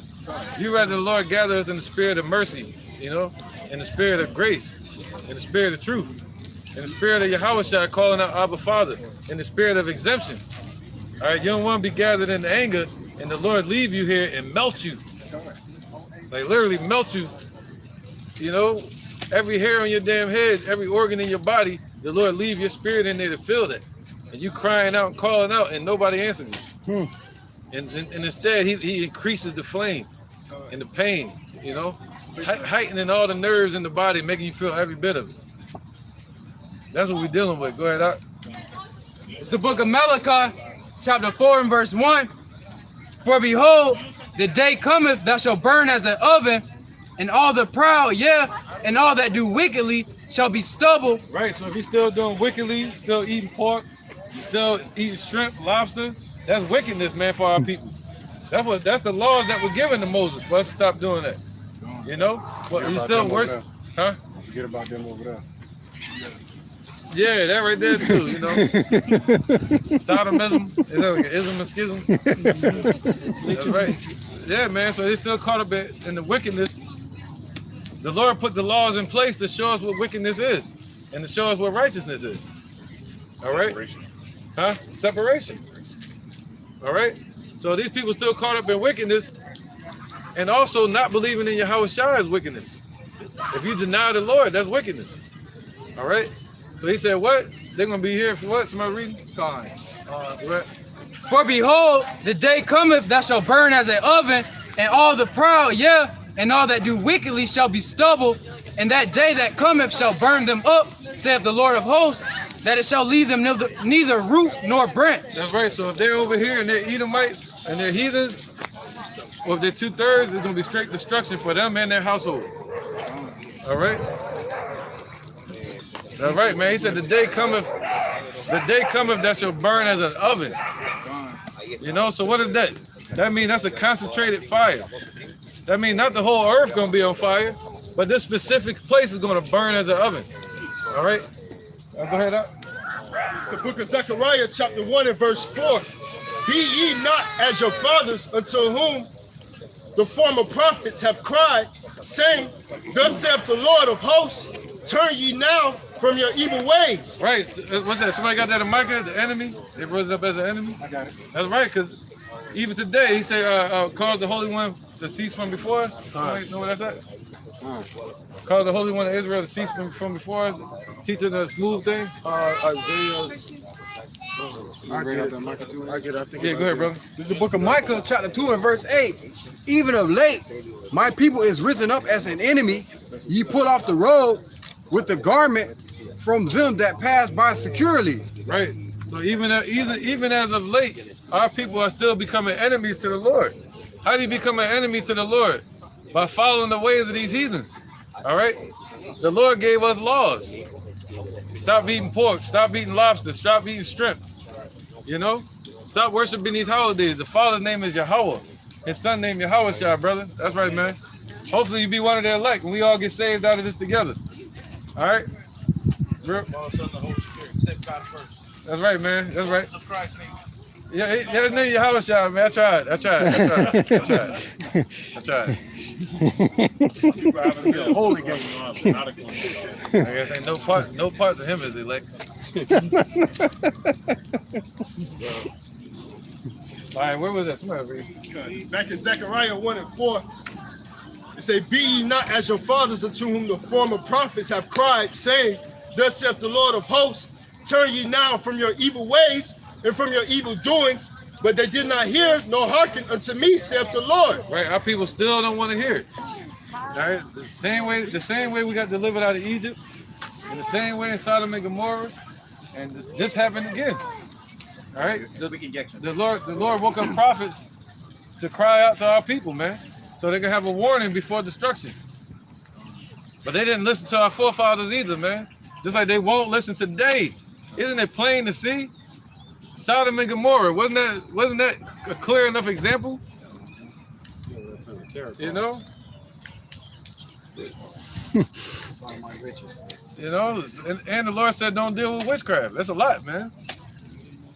Go ahead, Art. Oh, you had an interjection too. Yeah, this is the book of Isaiah 13 and 19. Right. And Babylon, the glory of kingdoms, the beauty of the Chaldees, excellency, should be as when Yahawah overthrow Sodom and Gomorrah. Right, so how did that come? How did that show up as a destruction from the Almighty? Same way, you have meteors that flew and destroyed that place. It burned Sodom and Gomorrah up to ashes, and they found it too, right? So that's the same thing they're talking about today. What's that? Nuclear missiles. They're gonna burn up all these looks, all these tough looks, anything. It's all gonna be burned up. You can't fight a missile. Them Ukrainians thought they was tough too. Look at them now. Take a look at you now. This is the Indian space. That's right, brother. That's right. This word is for you, man. That's right. Yeah, I see you pulling at you. All right, come on, keep going. You want to cause the Holy One of Israel to cease from among us stuff? Yeah, come on, brother. All right. This is Isaiah chapter 30, verse 9. This is a rebellious people, lying children that will not hear the law of the Yahawah. Will say to the seers, see not, and to the prophets, prophesy not unto us right things, speak unto us smooth things, prophesy deceit. That's right. Get ye out of the way, turn aside out of the path, cause the Holy One of Israel to cease from among us. Woo, see that? They don't want that blood on them. They don't want that blood on them, man, because they know they're gonna have to be judged, man. So they said, cause the Holy One of Israel to cease from before us. Why? Because they want to continue in their wickedness. They want to continue. I ain't gonna run down the list, but they want to continue in their wickedness. You know? Yeah, it's a long list. Long. That's why the Lord got a long judgment. A long list. That's right, man. All the plagues of Egypt are going to come on this place. All right, she talking kind of loud, but go ahead. Interjection. It's the book of Jeremiah, chapter 16 and verse 12. Right, America's about to be destroyed. And ye have done worse. Judgment from the Lord, man. It's coming. Some scary stuff here, man. Scary stuff we're talking about here. Go ahead, Doc. That's right. This is Jeremiah 16 and 12. And ye have done worse than your fathers, for behold, ye walk every one after the imagination of his evil heart, that they may not hearken unto me. There you go. See that? They like, yo, cause the Lord to cease from before us, because they don't want to be ruled over. All right, they want to rule over themselves. They got that do as thou wilt spirit. You know, that Masonic pagan spirit. But the Lord is going to rule over these damn people. And guess what? He's a so-called black man from the tribe of Judah. Isn't that something? I have. White woolly beard. Yep. That's right, man. That's Yahawah shot. You can't do nothing about it. That's the beautiful part, man. All right, so what you just said? Somebody reading something back from? I was reading Jeremiah 16 and 12. Yep. How they're worse than their fathers, and they go off their own evil imagination. That was it. Yeah. That's right, man. So they follow their own heart, and they say, "Cause the Holy One of Israel to cease from before us." Why? Because go ahead, preach up. Were you going to? Well, he that the deeds are wicked because of darkness. Yeah. Yeah. They don't want to come to the light. I got it. So their deeds be reproved. God. Well, I got another precept though, but I figured you wanted to go in this. So I was If you ever need to, you can pass that one to somebody else too. But now this is the condemnation of the world. yeah, we ain't get to this lesson yet, but yeah. I know. I know. All right, this is John, chapter 3, verse 17. For Yahawah sent not his son unto the world to condemn, it's like unto the world to condemn the world, but he sent, but that the world through him might be saved. Talking about Israel. He that believed on him is not condemned, but he that believed not is condemned already, because he have not believed in the name of the only begotten Son of Yahawah, Yahawah Shai.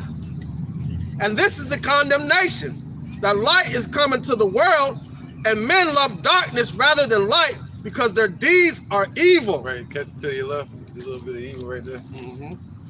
Evil. Yep, evil. Right? Verse 20. For everyone that doeth evil have not the light, neither cometh to the light, lest his deeds should be reproved.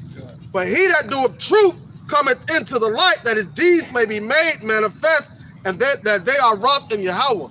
And that's a beautiful saying, because guess what? At one point in time, that was done in the darkness. You know what I'm saying? But America, thanks to Obama, had brought that to the light. And what has manifested from that? It says that they declare their sins as Sodom, they hide it not. All right? Yeah, you can get it. You can get it. So, but now that light has come to the world, right? The light is supposed to condemn them, but the darkness has increased so much that the darkness has been presented as light. Right, so now they don't understand, they don't perceive their deeds as being wicked. Right. But Yahawah Shai is going to judge them according to their wickedness. Go ahead. All right, this is the book of Isaiah, chapter 3 and verse 9. The show of their countenance doeth witness against them.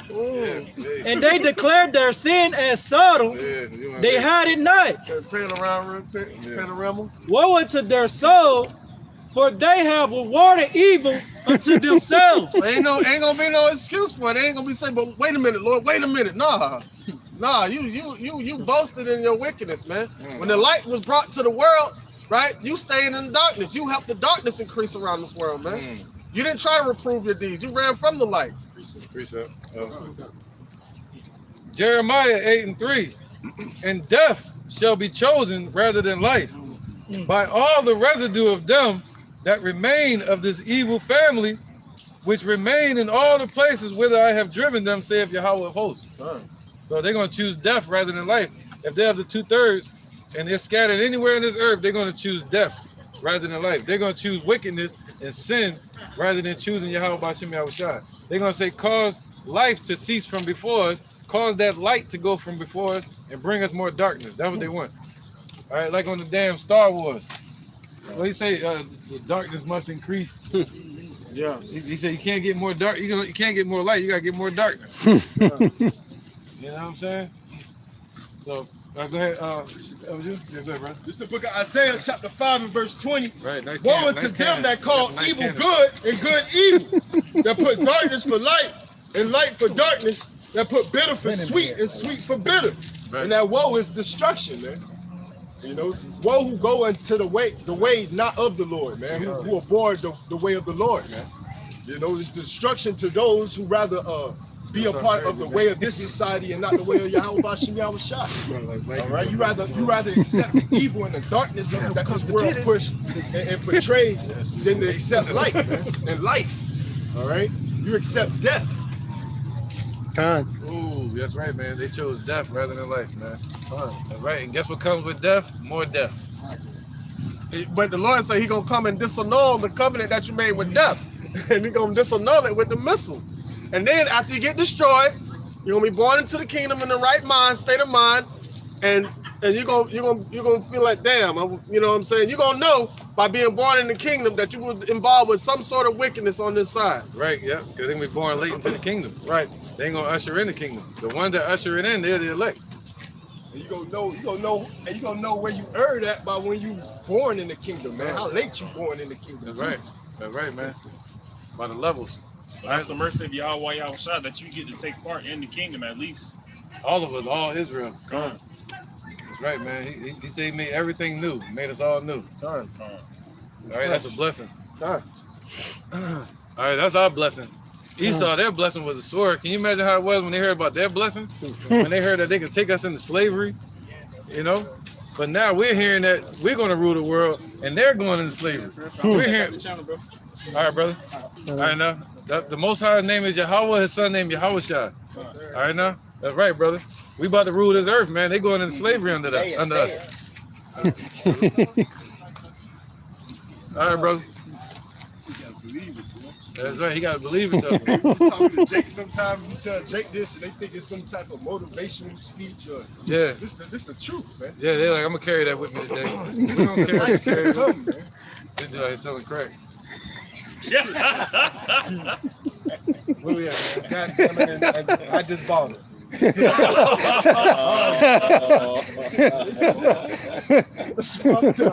a crackhead now. All right, where we at, man? I got a precept. Go ahead. This is Isaiah chapter 34, verse 1. Come near, ye nations, to hear, and hearken, ye people. Let the earth and all that is therein, the world and all things come forth. For the indignation of the Lord is upon all nations, and his fury upon all their armies. He hath utterly destroyed them, he hath delivered them to the slaughter. Their slain also shall be cast out, and their stink shall come up out of their carcasses, and the mountains shall be melted with their blood. And all the hosts of heaven shall be destroyed. Man, we gotta break this down. Can you go back a couple of lines? All right. Verse 2, for the indignation of the Lord is upon all nations. So the Lord is angry with all nations. All right, his indignation, his judgment is on all nations. They don't even know it. But the Lord is angry with you. Go ahead. It says, and his fury upon all their armies. Right, so his fury is upon the Russian army. His fury is upon America's army. All right, go ahead. He hath utterly destroyed them. He hath delivered them to the slaughter. Right, he has already set them up. He set them up, prepared the snare. He got the missiles in place. All right, he already got it written for those armies to be destroyed by Yahushua when he arrives. All right, so he has already destroyed their armies, you know, and appointed their bounds that they cannot pass. Go ahead, brother. All right, this is the book of Proverbs, chapter 6, and verse 4. The Lord hath made all things for himself, yea, even the wicked for the day of evil. There you go, man. So the Lord created Esau to have something to burn up. The Lord created Esau to have something to be angry with. You know? Go ahead, brother. They just going back to that scripture I brought out earlier in Ezekiel 21. All right, on how the sword is going to be furbished, man. That sword is speaking on the missiles, ultimately. But we know in Psalms, it speaks on Esau being the Lord's sword as well. All right, in his whipping stick, man. So as the Lord created Esau, all right, that diabolical demon, ultimately to split the atom in Isaiah 54, all right, to create the physical sword, man, being those missiles. That's right, brother. That's right. Just wanted to correct that. Oh yeah, he's talking about the sword, the missiles, in Esau. The sword, yeah, the difference in the yeah. He's sharpening both. He's sharpening both. That's right. Mercer got this one nuke. Cause Esau dumb as shit. They came, man. they had to get built up to this point, man. You know? Yeah, go ahead. My bad. Russia got this one missile that makes tsunamis a radioactive tsunami. And it makes a radioactive tsunami. It's called Poseidon. It makes a radioactive tsunami. Yeah, that shows you that just back into the whole conspiracy things of like the weather, the manipulating the weather, and how NASA was set up with these different machines and devices to create weather clouds and the hurricanes and the waters. That shows that these devices are true and real, and that they sold these devices to other nations and stuff like that, man. You know? So they can sit in the temple of God and call themselves God. Weapons of war, more weapons of the Lord, man, and to bring his indignation upon this place. Idumea, man, America, Idumea. He saw Edom. Right. All right. Isaiah? Yep. It's Isaiah 34. Oh, you have one? Isaiah 13. Oh, okay. This is Isaiah 34, verse 12. Verse 2, Slakia. For the indignation of the Lord is upon all nations, and his fury upon all their armies. He has utterly destroyed them. He has delivered them to the slaughter. Their slain all shall be cast out, and their stink shall come up out of their carcasses. Right, that's over there in the war. Come. All right, so that's why you're seeing a lot of dead bodies all over with the war. That's just the beginning. You still got Armageddon, the gathering of troops, where all the troops are going to gather at over in the east, but they call the Middle East, you know, in the valley of Kidron, called the valley of Yahawah, Yahweh's judgment. There's gonna be nothing but stank over there. Stank, dead bodies. And who's gonna be digging and burying those bodies? Esau and the kingdom. Huh? First fruits of slavery. The first fruits of slavery. That's a lesson, man. That sounds like an album. Damn good, man. All right, it says the first fruits of slavery. That's Esau. Yeah. The first fruits of slavery. Yeah, man. Yeah, you good. And the mountains shall be melt with their blood, and all the hosts of heaven shall be dissolved, and the heavens. So the mountains shall be what? The mountains shall be melted with their blood. So the governments. All right. So the government's gonna be destroyed with them in it. All right. Go ahead, because there's a big destruction coming to this place, America. I know y'all feel it. I know y'all feel it in the air, like Phil Collins. Yeah. I know about that. I got y'all there. Had you said being the signal, he wouldn't know. Really do be slow jamming, slow dancing to being the signal. Feel it in the air. Yeah, whatever. Isaiah 34 and 4. And all the hosts of heaven shall be dissolved, and the heavens shall be rolled together as a scroll. And all their hosts shall fall down as the leaf falling from the vine, as a falling fig from the fig tree. That's right. So there's gonna be no place found in heaven for those jets, for those planes, aircraft carriers, the satellites. All that's coming down. ISS. Yep. You know, the International Space Station. They get hard ass running Esau. Yep. Running like a chase road with big feet. 2 left feet. Up. Right, man. Verse 5. Running like got cement blocks on his feet. That's a caveman, yeah. Booga booga. Yeah, man. Verse 5. For my sword shall be bathed in heaven. Behold, it shall come down upon Idumea. See, that's the Lord's sword. When you hear about these ICBM missiles, that's right. That's right. The Negroes, Latinos, Native Americans. This for you, man. All right, we about to rule this place, man. Rule the kingdom. La Familia. Con. There's a Cristo no Blanco. That's right. That's right. El Numbe es Yahawah. Con. That's right, man. But why did he cut his eye over here? He cut his eye. You know, the horses had that eye on the side of the head. Like Isaiah 34 and 5. Right, so the Lord's sword is going to be, you said, bathed in heaven? Right, so the Lord, that means what? Those missiles that the brother was reading earlier, that the smith blew the coals of fire and brought forth a waster to destroy. He said not only were they created, but they're going to be shot off and they're going to touch the heavens, meaning they're going to be bathed in heaven, meaning the Shemayim, all right, the waters. All right. So they talk about the warheads too, man. That's important. Because a lot of those nuclear missiles, even though Russia has developed the ones that don't have to go out of the atmosphere. Yeah. But like it's going to be a point where the Lord is going to open the firmament, the way them missiles could come out and come right back in and fall down on this place, man. That's right, man. Yep. And his spirit gonna be controlling the missiles. Correct.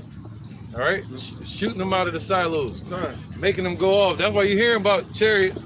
You're hearing about chariots popping up all over the nuclear facilities. You know, they just had one the other day pop up over the military. And a lot of times when those chariots show up over this military and nuclear facilities, like they lose control on a lot of their shit. Yep. So just think about it. Even if they ain't trying to press the button, the Lord gonna make them bitches shoot off, They're man. gonna make them go off, man. Yeah, and they're gonna go off at the same time. 200 million missiles. That's why John the Revelator heard the number of them. So the Most High got a set number that he's gonna use. All right. They showed that in that movie X-Men Apocalypse. You see what I'm saying? They had a so-called. You see it? Go ahead. Yeah, Magneto. No, not Magneto. It was one where they had a so-called black man came back. He was the god of gods. Oh, you talking about Apocalypse? Apocalypse. Yeah. He got into everybody mind. He got into to the missile silo people that turn the keys. He got into their minds and made them turn the keys. You go further with that. You ain't gotta be in the silos. It could be with the people that got the key. Yeah. But they're gonna be shot and they're gonna be bathed in heaven. They're gonna be shot into the heavens. You know, they're gonna get fully drenched in them heavens, man. Go ahead, brother. Verse 5, for my sword shall be bathed in heaven. There you go. Behold, it shall come down upon Idumea. Oh, it's gonna come down upon America. They're gonna make sure they come down upon this place. They're not gonna get stopped in the air. They're not gonna get shot down. You ain't gonna be able to turn them away. Bump into each other, none of that. They're not gonna bump into each other. Nothing.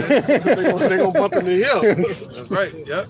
And upon the people of my curse to judgment. See that? And upon the 2/3 that are over here to judgment. All right.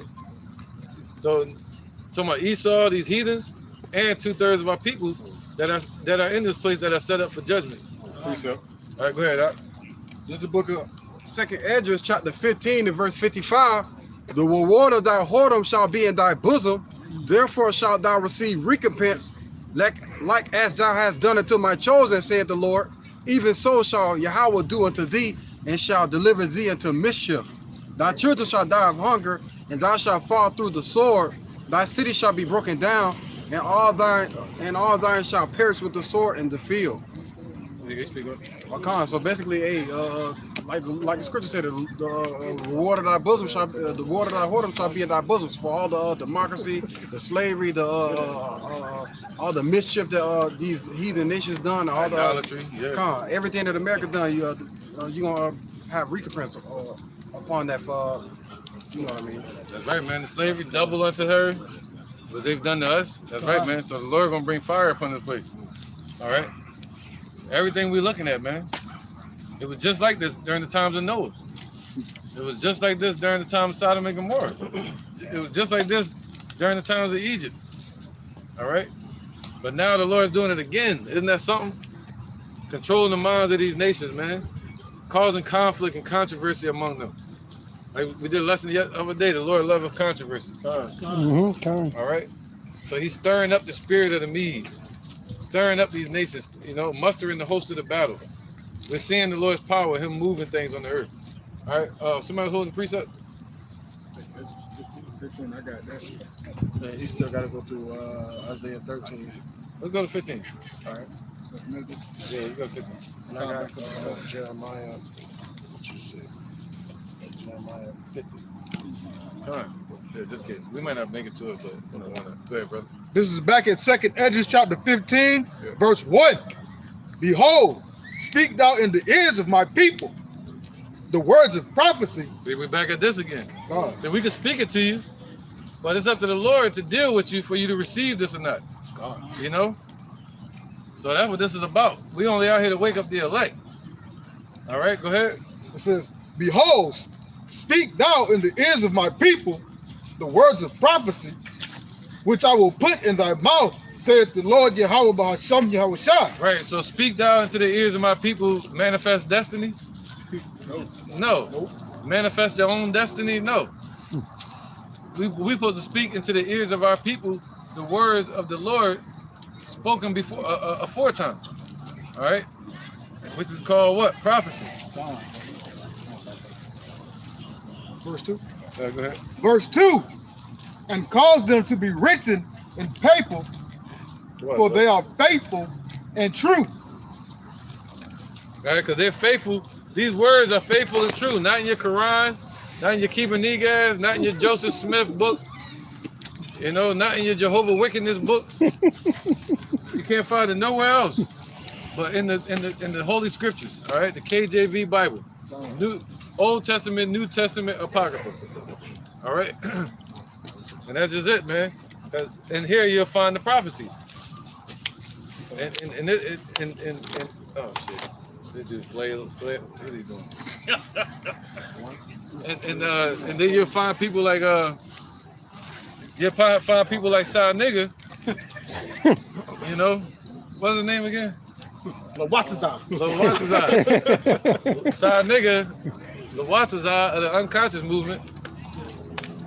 Those you know, they got all these different books and shit and scholars, but you can get everything right from the Bible. You got people like Charleston No Light, right? This guy here, he all talking about some civil rights and community and the wounds of our people and healing our people. But you don't want to deal with this. And it talks about in Isaiah 1 about the wounds and the perpetual swords that are on our people and how the Lord's going to heal them. They can't heal it without the Lord, without Yahawah. They can't clean that. They want to be the one to heal. They want to heal it. Yeah, Khan, nothing about him too, man. So they get money. Yeah, he's really big into that too. Prison reform, having people come out try to get him into jail. Yeah. He had a couple of situations with some rappers. They try to lock them dudes up, snitch on them, so-called. Yep. And Go to the law with the unjust. Justice. You try to call that justice to the people, to his community. Bringing them up to massa, sending them up to massa, and giving them up to the so-called white man. Right, man. That's going to the law of the unjust, man. You know. He also said he can't I don't wait know, I to get somebody else he can't wait to slavery come back. That's what he said. He said he can't wait to slavery come back so he could be a house nigga.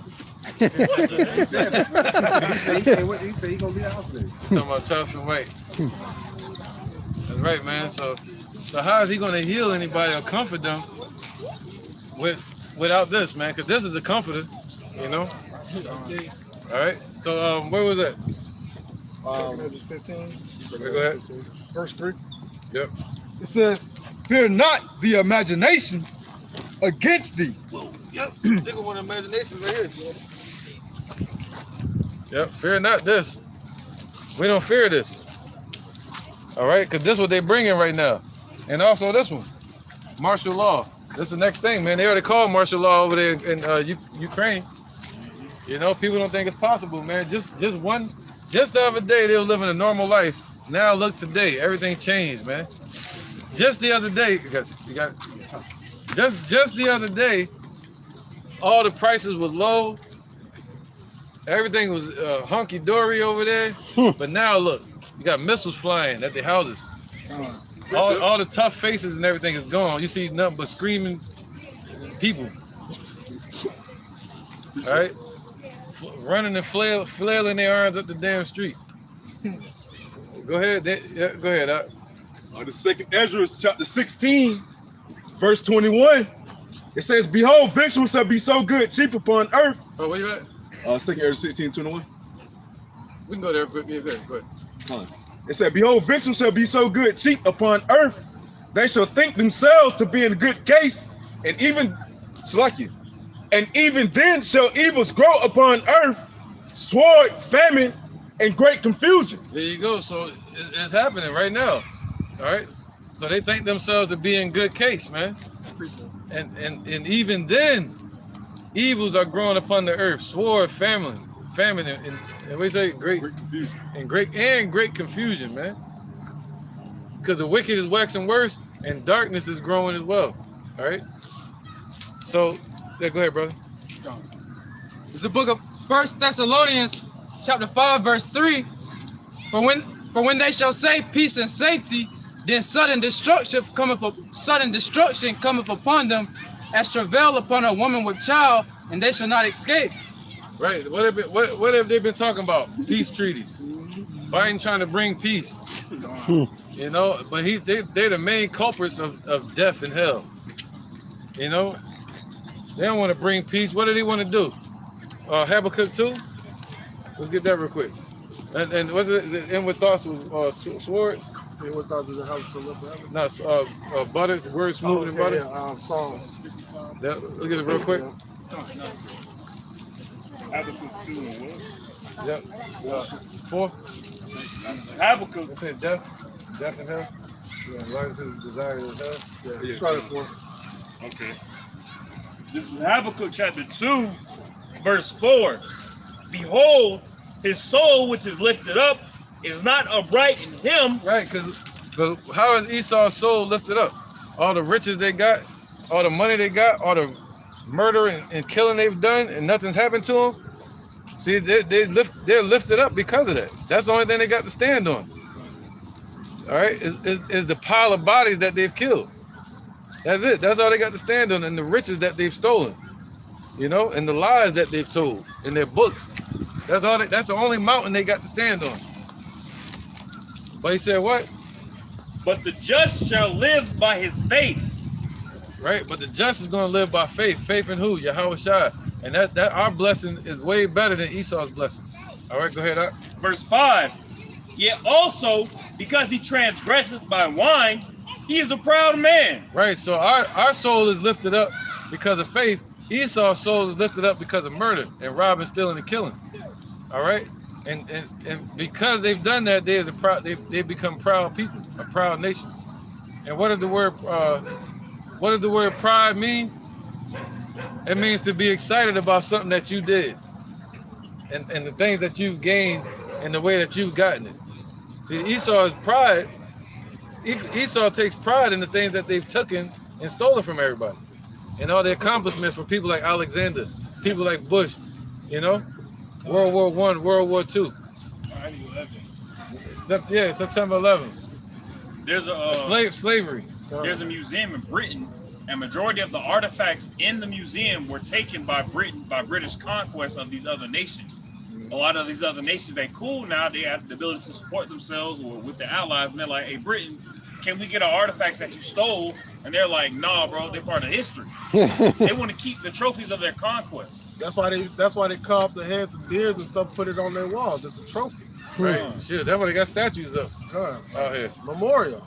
Yeah, that's why they got the founding fathers, Edomites, on the dollar. And they were all slave masters. And on the mountains. Mount Rushmore. And I actually read an article and did a lesson on it a couple years back. It said America wasn't stolen; it was conquered. If that ain't a bold, prideful statement to make, well, I don't know what is.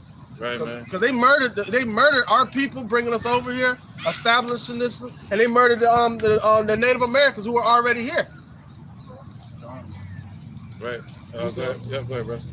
All right, this is the book of Isaiah, chapter 48, verse 22. There is no peace, saith the Lord, unto the wicked. So when they around here yelling peace, peace, and Biden talking about peace treaties and peace talks for Russia, but there ain't gonna be no peace for the wicked, man. Right. Because even though he's speaking peace, like what? His words are smoother than butter, but war is in his heart. Come on. Somebody got it? I had I got it. All right. This is Psalms chapter 55, verse 21. The words of his mouth were smoother than butter, but war was in his heart. His words were softer than oil, yet they were drawn swords.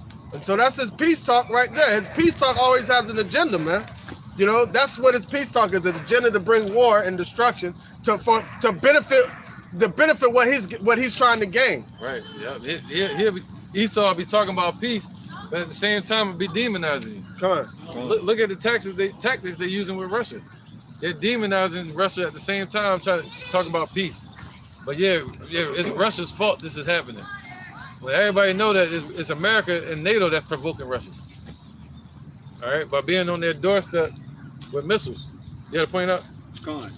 And also, I was watching a video the other day, basically when Trump was in office. He was basically saying, if Russia invades Ukraine, he was like, yeah, sarcastically saying, there's going to be peace, all right. It's going to be a lot of peace, man. You know, so hey, you know, hey, he said he's glad there's new peacekeepers out there that's rising up around the earth, man. And, you know, hey, America used to be that so-called quote-unquote peacekeeper, man. When there's no actual peace going on, they're coming over to cause chaos, man. Spread their demonocracy, all right. Every time around that lap, it's getting hotter and hotter over here, man. Ain't no Pokemons over here. Yeah, this shirt say Rude Awakening. Getting it. Collateral damage. Yeah, you got to shoot some units. Yeah. All right, where we at? Somebody reading? You got a precept. Wait, then we get back to second Ezra. God. This is the book of Psalms, chapter 50, verse 20. He hath put forth his hands against such as be at peace with him. He hath broken his covenant. The words of his mouth were smoother than butter, but war was in his heart. His words were softer than oil, yet they were drawing swords. Bro, that's them damn politicians, man. That's Biden, man. Biden for you, boy. I think they said over in Russian, they call him beating. Yeah, they call him beating, something like that. It means an asshole, something like that. You know what I mean? Hey, so an article just came up on my news feed. You got Governor DeSantis. He's over there speaking, and during his speech, he started chanting, "Let's go, Brandon." Oh yeah. Yeah. For some reason, Joe Biden hates that. I don't know what that means. But "Let's go, Brandon" is a sneak term for saying "F Joe Biden." Yeah. Trying to take away the Second Amendment. So it's like this is a nation divided against itself, man. And ultimately, America's divided, and Edom is divided. You know, because you got Russia, European Union, America. These are all Edomites that are going at variance against each other. All right, so that's the dividing, cutting asunder that Yahawah is doing before he brings his destruction. All right, go ahead, bro. This is quick. This is Joel chapter 3 and verse 10. Beat your plowshares into swords and your pruning hooks into spears. Let the weak say, I am strong. So that's what you got going on, man. You got the weak, these other nations like Russia, right? Going to the defense of Ukraine, which is their back door, even though Ukraine don't want the defense. They're going to their defense anyway, because it's these nations saying that they're strong, man. They're not going to be no longer bullied by America, this whore, man, that's been a bully, sticking their nose in everybody else's business. It's not finna fly no more.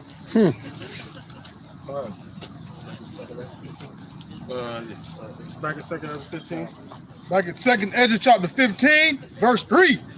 Fear not the imaginations against thee. Let not the incredulity of them trouble thee that speak against thee. Verse 4. For all the unfaithful shall die in their unfaithfulness. All right, so that should be your confidence, man. All right, that's not your worry. You get the blood off your hands. You try to warn our people that they need to wake the hell up. 2/3 of our people, the Negroes, Latinos, Native Americans, and repent. All right, stop being wicked.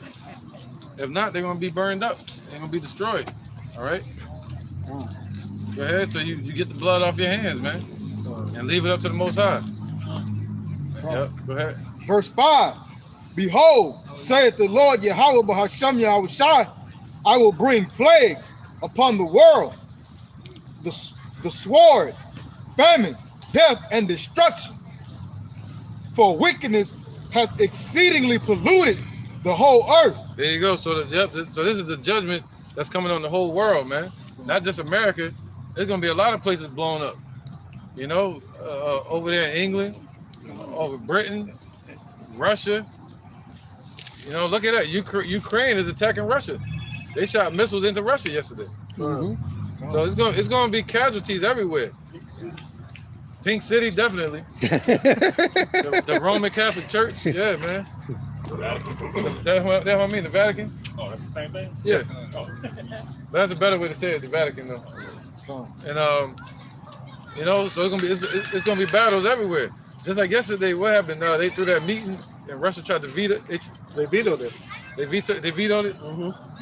Right, and then they tried to stop him from attacking. Right. But the thing about it is, China and India They stayed neutral on that. So they basically saying, yo, we side with Russia. That's what they let them know yesterday at the UN meeting. Not yesterday, like 2 days ago. When they had that UN council, that was to show who's on whose side. And that let Ukraine know that the United Nations are backing Ukraine by their disagreement to Russia. And they let Ukraine and Russia know that China and India are backing up Russia. Yep. By them staying neutral. So that, you know, so that let you know there's about to be a world war on the Great Divide. All right. This is back in 2nd Ezra chapter 15, verse 6. For wickedness has exceedingly polluted the whole earth, and their hopeful works are fulfilled.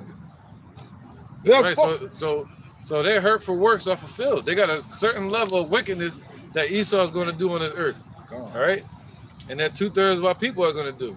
The Lord got it to a certain limit in this place, America, Babylon. He got it to a level, a limit that it's going to reach of wickedness. All right, go ahead. Verse 7. Therefore saith the Lord, I will hold my tongue no more as touching their wickedness. Right, man. So the Lord is fed up with this shit. He's fed up with it, man. He's not going to hold his tongue anymore. And when he speaks, this place is going to get destroyed. That's it, man. That's why he got it. That's why he got the prophets out here speaking. He's the prophets of old spoken many prophets like this. Right. So the Lord is speaking right now. So he's not holding his tongue anymore. And once the prophets speak, that used to scare the hell out of people. When they'll see the prophets out there teaching, they'll be scared because they knew destruction was coming. Look at Jeremiah. Look at Isaiah. Look how much it was scaring those people right back then, scaring the kings. They're scaring the hell out of them. Elijah, you know, Elisha. All right, go ahead. This is the book of Jeremiah, chapter 28 and verse 8. The prophets that have been before me and before thee of old prophesied both against many countries, against great kingdoms of war and of evil and of pestilence. That's right, man. So, yep. So before the Lord destroy a certain place or bring his judgment, he'll send his prophets out there, meaning he'll speak through his men. So the Lord says, yo, he's not going to what? He said, I should not hold my tongue. I got it. Go ahead. This is Ezekiel chapter 12, verse 28. Therefore say unto them, thus saith the Lord, there shall none of my words be prolonged anymore, but the word which I have spoken shall be done, saith the Lord. There you go, man. All right, so the word which the Lord has spoken. All right, and that goes with 2nd Ezra chapter 9, that the Lord spoke from the beginning. All right. All right, man. So that's like Esau running they track around life. They're getting run down and washed up. Go ahead, bro. This is back at 2nd Ezra 15, verse 8. Right, because judgment is coming to this place, man. The Lord is about to destroy America, man. World War III is breaking out. It's not going to stop. And it's going to heat up.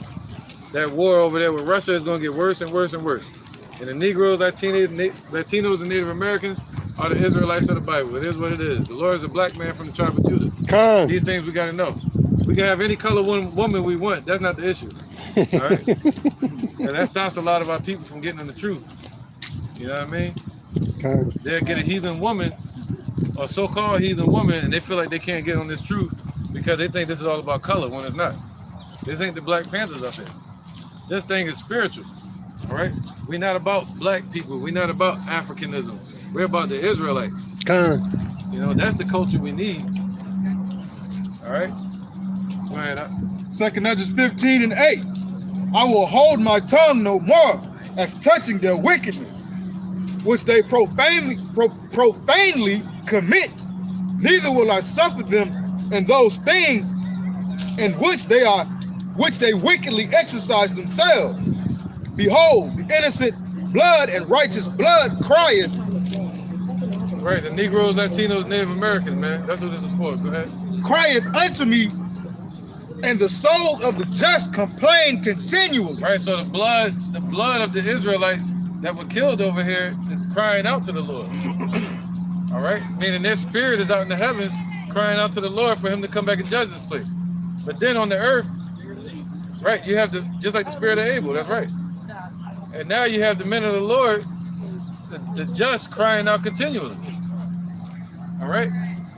So this place is done, man. And the Lord is not holding back anymore. He's ready to destroy this place. All right. So let's get that Isaiah 13. This is the book of Isaiah, chapter 13.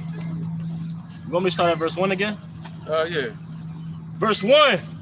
The burden of Babylon, which Isaiah the son of Amos did see, lift up a banner upon the high mountain, exalt the voice unto them, shake the hand, that they may go into the gates of the nobles.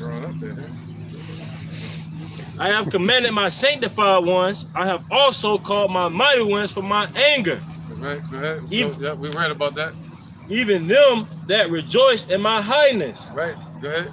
The noise of a multitude in the mountains, like a great people, a tumultuous noise of the kingdoms of nations gathered together. So the Lord is calling all these nations together. He's what? Go ahead. Of the nations gathered together, the Lord of hosts mustereth the host of the battle. So the Lord, Yahawah B'Shem Yahushua, is mustering these nations together, bringing them together, causing divides, causing them to break treaties and join up with each other. You know, and for them to be all set in array against Babylon, against America. Go ahead. Verse 5. They come from a far country, from the end of heaven, even the Lord and the weapons of his indignation to destroy the whole land. Right, so they come from a far country. So what's that called? Intercontinental ballistic missiles. All right, from one continent to the other. So they're gonna come from a far country, right? From Russia, from Iran, from wherever, you know, Cuba, Venezuela, wherever they're gonna shoot them missiles from, and they're gonna land right on this place, you know? And Russia, right before they invaded Ukraine, right before Russia invaded Ukraine, they started doing military drills, nuclear military drills with ICBM, intercontinental ballistic missiles. Right, man. Right. So, you got an interjection? This second Ezra, chapter 16, verse 13. It says, for strong is his right hand that bendeth the bow. His arrows that he shooteth are sharp, and shall not miss when they begin to be shot into the ends of the world. So, Con, man, basically, as the elder was saying, man, they have missile technology to be shot from one end of the earth to the other, you know? So, therefore, hey, intercontinental ballistic missiles, man, ICBMs, all right? Long-range missiles, if you will, short-range missiles, too, as well, man. All that's how they're going to be set in array against Babylon, man, roundabout. So, everything that they have, all right, in their military arsenal is going to be shot over here to this place, man.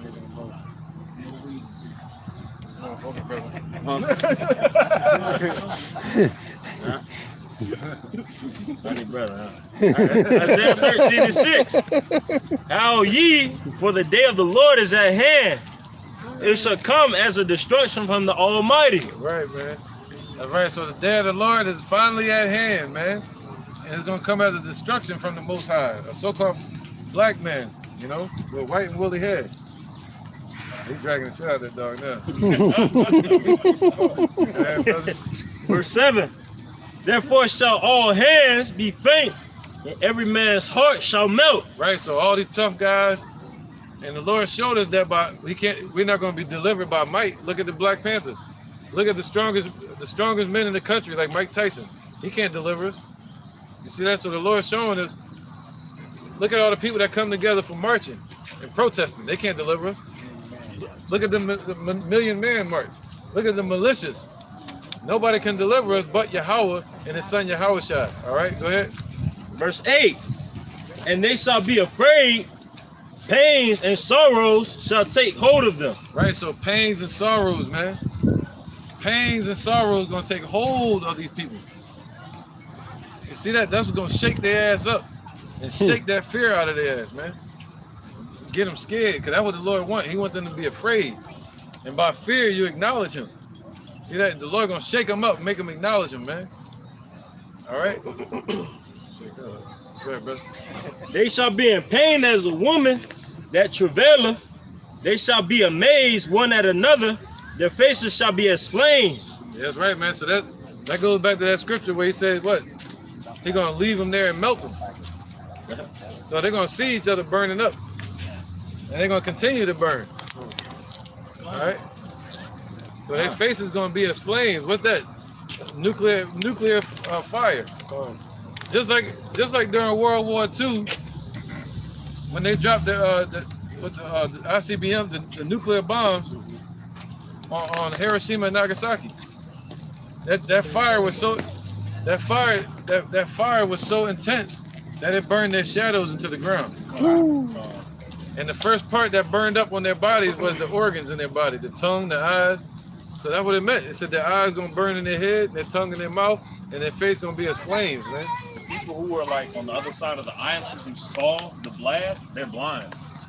That's right, man. So America's about to be destroyed. Get ready. The Lord is about to destroy this place. Go ahead, brother. I got two. You got It don't matter. You rock.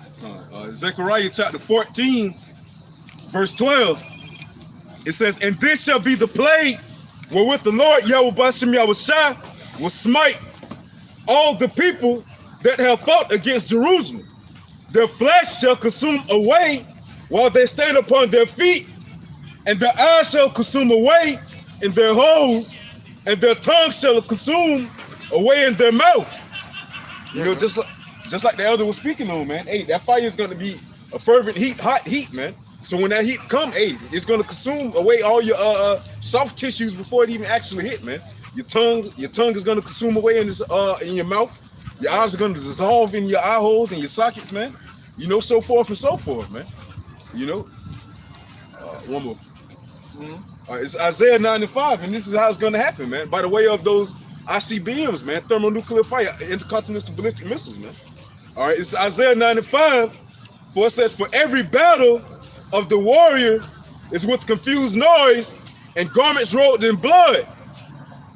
But this shall be with burning and fuel of fire."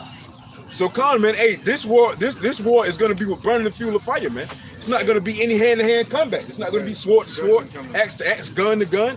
Hey, it's going to be a war pressed by a button, man.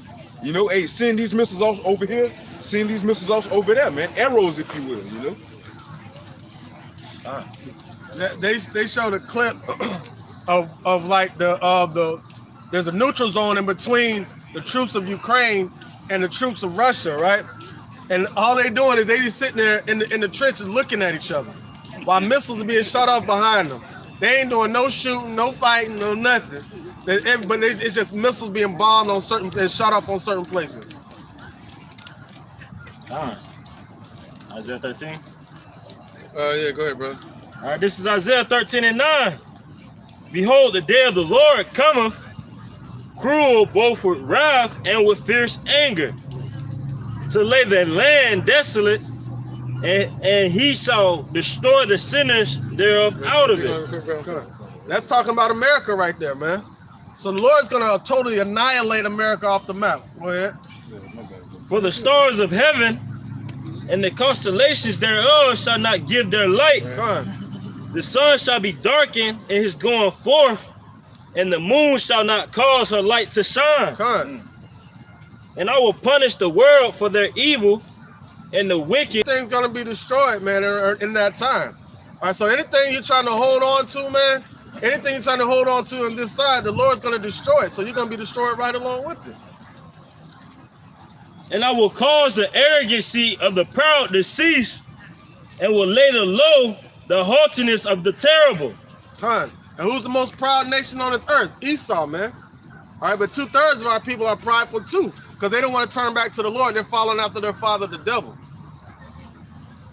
Verse 12, "I will make a man more precious than fine gold, even a man than the golden wedge of Ophir." All right, so now that's what he's doing right now with the elect, man. And Ophir was a place where they used to always go get the purest gold. Like, so that's why the scripture says gold is tried in the fire, so are acceptable men in the furnace of adversity. Verse 13, "Therefore I will shake the heavens, and the earth shall remove out of her place in the wrath of the Lord of hosts." All right, so and when I skipped the point earlier up when it says when it was talking about the nuclear fallout, man. So he's gonna shake the heavens, man. Shake the earth. The earth shall reel to and fro like a drunkard. All right. So that's what's gonna be happening when these missiles hit, man. Go ahead. And in the day of his fierce anger, and it shall be as the chase roe, and as a sheep that no man taketh up. And that's how Esau is gonna be in that day, man. As a trace roe, as a sheep that no man taketh up. So you see, that's what they getting. That's why you see them jogging all the time, man, because they're getting ready for it. They shall every man turn to his own people, and flee every one into his own land. Correct. And that's what you're going to see these nations starting to do once the whole war kicks off. It gets real heated up. Go ahead. Verse 15, every one that is found shall be thrust through, and every one that is joined unto them shall fall by the sword. All right, and we're going to be hunting everybody down, man. Eventually, we're going to hunt Esau down and eradicate them off the earth. All right, so you're going to have people that survive what's about to happen. All right, or people still here on this earth, but nobody's gonna make it out of America, man. Nobody's gonna make it out of America. And anybody that's surviving around the world, they're gonna be rounded up and put into slavery. Verse 16, their children also shall be dashed to pieces before their eyes. Just like how they did our children during the time of slavery. And bad witches coming back in style too. Their houses shall be spoiled and their wives ravished. He just said it. The wives ravished. Right. But there's a scripture that also said that their wives shall see them being destroyed and shall not even care. So they don't want to be in bed witches, because he said he's gonna make a man more finer than precious, more precious than fine gold, even the gold of Ophir. All right, he's talking about the children of Israel, not no man from any other nation, and of that the elect of the children of Israel. Verse 17, behold, I will stir up the Medes against them, which shall not regard silver, and as for gold, they shall not delight in it. And who is that talking about? That's talking about Russia. All right, Russia is the Medes that they're talking about. Right. And Russia, that's why you see Russia invading Ukraine. All right, so ain't nothing gonna stop them from going forward. That's the bear that's gonna be enough to fight against NATO. And that's why NATO was even created, to keep Russia at bay, to keep the bear hibernating. But the bear is coming out of this hibernation. So ain't no sanctions, ain't no way they're gonna be able to pay Russia off. Ain't nothing's gonna happen to what's gonna stop for what's going forward, because the Lord spoke. Yeah, and they're trying to take money from Russia too. What's that called? The sanctions. And with the sanctions, they're talking about taking $1 trillion from Putin. Vladimir Putin, he has $1 trillion invested in America, and they're talking about freezing those assets. Putin ain't gonna care about that. He's not gonna care about that. He's gonna care about destroying this place. There's a pipeline that Russia's trying to build from Russia to Germany to get the gas. Yeah. And they want that bill passed so that way they can pump the gas into Germany. Germany has already said they're willing to pass it. Exactly. Germany said they win it. Yeah, Russia ain't worrying. That's why I said they should not regard silver or gold, meaning they're not a nation that's worrying about money. Verse 17, behold, I will stir up the Medes against them, which shall not regard silver. As for gold, they shall not delight in it. And what was said a couple of verses up, it said, the Lord mustered up the hosts of the battle, man. So that's the Lord. Man, keep going, because it's gonna skip. It's gonna start add on, and that's why Russia is enough. That's why Putin is who he is. Yeah. All right. That's why they prepared in the way that they're prepared, because the Spirit of the Lord has been with them. According to Ezekiel 38, even though he's against them, and even though he's against Gog and Magog, he's gonna use Gog and Magog. So it goes back even to the video I put in the group chat yesterday, and that dude talking in regards to Putin and how he got rich friends. All right, they built like a $5 billion stadium that was only gonna be used once. So Putin, he's an ex-KGB operative. So this who's in place over there in Russia. Well, over here, he was the head of the KGB. The head of the KGB. Well, over here you got a Biden who got cerebral palsy.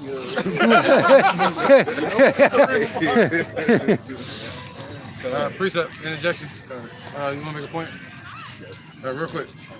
Jeremiah 51:11. Make bright the arrows. All right, what's the arrows? They call ICBM missiles, but in the Bible they call them arrows. Right? The Negroes, Latinos, Native Americans are the Israelites of the Bible. Make bright the arrows, gather the shields. So they're putting up all the defenses. The Lord, Yahawah, have raised up the spirit of the kings of the Medes. Boom.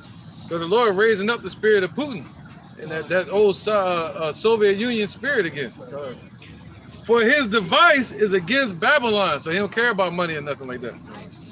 To destroy it. So his whole mindset is to destroy America. Because it is the vengeance of Yahawah, the vengeance of his temple, man.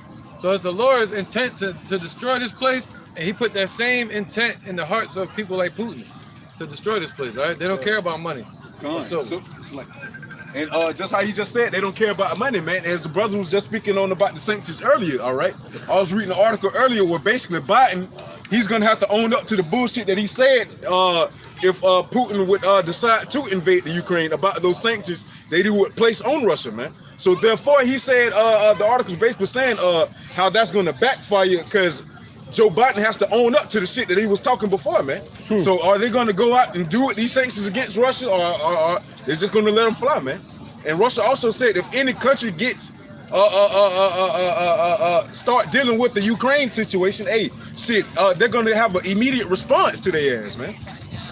And not only that, Vladimir Putin has been getting the green light to impose war outside of Ukraine, man. And then now Ukraine is looking for Biden. Ukraine is looking for Biden to send help. Yeah, they sent 8,500 troops, but they send them to Europe. So they wanted some troops from America to be sent over there to Ukraine, and Biden talked all this noise, talking about don't worry. The past 2 months he was talking all this noise, like don't worry, we got your back. And Ukraine has not seen any help whatsoever from the United States. That's what Ukraine said yesterday. Yep. They said, yeah, nobody's gonna help us. They all scared. That's not what we're hearing on the media, though. See, the media try to pose America as some super tough country. See, this place is nothing but built upon thievery, robbery, lies, and murder. That's it. Sodomy. Yeah, sodomy too. Yeah. All right. Go ahead, brother. This is the book of Revelation, chapter 17 and verse 16. And the 10 horns which thou sawest upon the beast, these shall hate the whore, and shall make her desolate and naked, and shall eat her flesh and burn her with fire. So even those who are in accomplice with America go eventually hate America, man, and go shoot arrows against it. Yeah, and that's ultimately the European Union and NATO turning against America, man. And what does it say in Jeremiah 50? Because the Negroes, Latinos, and Native Americans are the Israelites of the Holy Bible, man. America's about to be destroyed with thermonuclear warfare, man. Y'all need to understand the Father's name is Yahawah, his Son's name is Yahawah. That's the only way to get deliverance out of this place, man.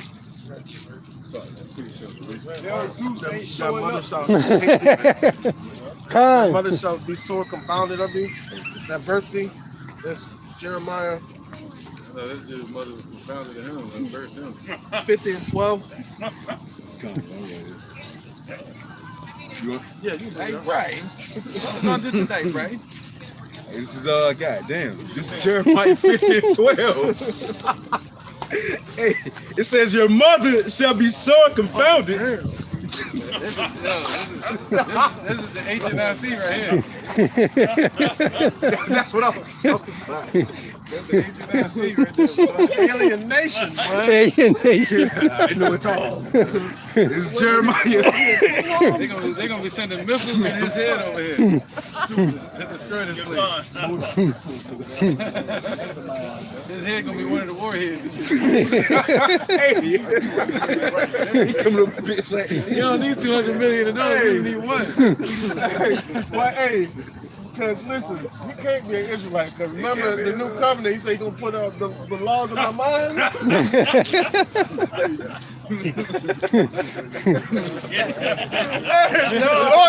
Nah, bro. Hey, you know the scripture say he put the world in their heart. He put the whole planet in his brain. Hey, we standing 10 toes, he going head first. Hey, this Jeremiah 50 and 12. Let's get it, man. It says, your mother shall be sore confounded. She that bear you shall be ashamed. Now watch what's gonna happen now. You see Ukraine asking for help from the United States, right? But what is NATO doing? They're building up fortresses around Russia, get prepared to go to war with Russia. This is all NATO wanted. Now the whole world is gonna point the finger, eventually point the finger at America for this conflict that's going on right now. And guess what NATO and the European Union gonna do? They're gonna side with the rest of the world. Go ahead. It says, behold, the hindermost of the nations shall be a wilderness, a dry land, and a desert. All right, so now though, it's like the mother that read that one part, that time, that's the point. Because it says, your mother shall be sore confounded, she that bear you shall be ashamed. All right, so now you're gonna see everybody, especially NATO and the European Union, be ashamed of Babylon, America, man. And they're gonna shoot everybody's gonna be shooting missiles off to this place, man. Russia's gonna kick the shit off, and everybody else is gonna follow suit. Right, they're the cause of this whole confusion. They're the ones that's causing it, man. You know, they're the ones that's pushing the Biden regime to start this war. They're the ones that's poking at the bears, you know, to get them to fight this war. So they don't care about America. They're trying to destroy America. Their whole goal is to set up China as a new world leader. Hey, that's the whore. The whore. All right, the pimp. Basically, getting a new bottom bitch, man. That's right. He's done away with the corporation being a red, white, and blue. All right, America, and he's setting up China and Russia and them in his stead, man. He want a geisha girl. Right. Where we going? Back in second 13? Oh, no, he was Isaiah 13.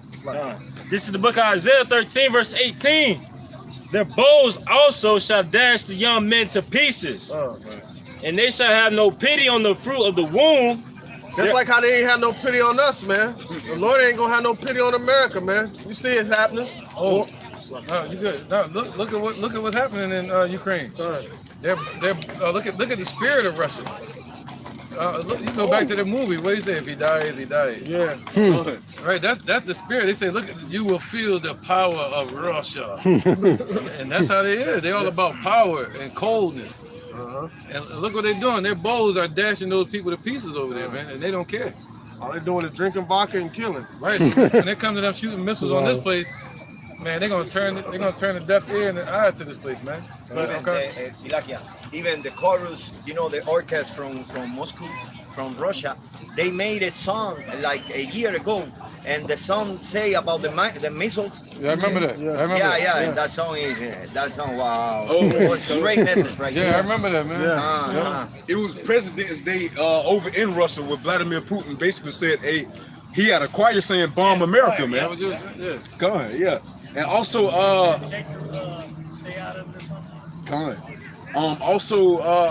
the other day, as the elder was speaking on, man, how serious those Russian soldiers are, all right, for their troops that they have over there. They have mobile crematoriums behind their soldiers, man.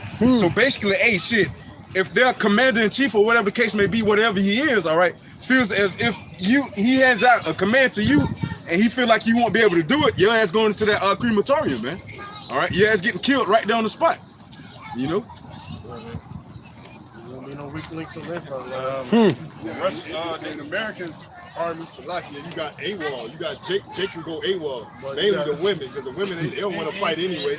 They've been in the army or the navy or whatever the case may be for the benefits. Right. So when it come to fighting and going out there on another soil, they're not gonna be for that. You're gonna have to go door to door around them up to go over there and fight a war for you. Yeah, a lot of these Jakes too. I'm one of them. I'm a renege on that. Hey, America knows that. That's why they got the white and blue hats in place, man. Yeah, man. Yeah. United Nations. Yep. They're gonna have a draft. Look, they already drafting over there. Wow. 18 to 60, you can't leave. You stay and fight. They said they're gonna get they dropping guns off to their house if they want them. You know, if they want to be able to shoot back at the Russians or not. So it's gonna be a draft, man, right here in America, man. All right. Isaiah 13 and 18. Their bows also shall dash the young men to pieces, and they shall have no pity on the fruit of the womb. Right, their man. eye shall not spare children, Salaki. Now you got that's right. That's right. So their eyes shall not spare children. Hey, you know. So yeah, it's talking about the troops on the ground too, but it's really talking about the missiles. All right, and you see a lot of those blasts that's happening over there in Ukraine. You can see it in that. What's that, radar? It's like radar. You know, you can see it. You can see it. You'll see them on radar getting blown up. There'd be a whole group of people, and next thing you know, you see a missile just obliterate them. They're gonna be watching the destruction in America the same way, and their eyes are not gonna spare children. They're gonna see it. They're gonna see their target. Look how Russia moves. Russia dropped missiles. It was like a rain of hellfire, man. They dropped missiles all over the country. On every side of the country, yo, it was missiles being dropped everywhere. And look how they moved. They attacked all the airports. Smart. That's how they moving. So when they hit America, they're gonna be thinking that same way. That's why it's gonna be what? See, the Lord put it in their heart to think that way. To send a barrage of ICBMs over here that make it into a sweeping broom across this place. You know, a wave of fire that goes across America. He said he's gonna sweep it with the best of destruction. So they're not gonna just strike. They're gonna be striking certain spots here, precision strikes, man. You know, they're gonna be dropping bombs on this place, man, to destroy it. All right, I'm about to mess with Esau. Let me keep going. Isaiah 13 and 19. Right, because the war gonna build up. It's not just gonna be just ICBMs, 200 million ICBMs just get shot off. It's gonna be strikes on each other. You know, they're gonna be striking Russia. Russia gonna be striking America. America gonna be striking other countries. But then the climax is gonna be the ICBM, and that's it. All right, sorry about that, bro. Go ahead. Isaiah 13 and 19.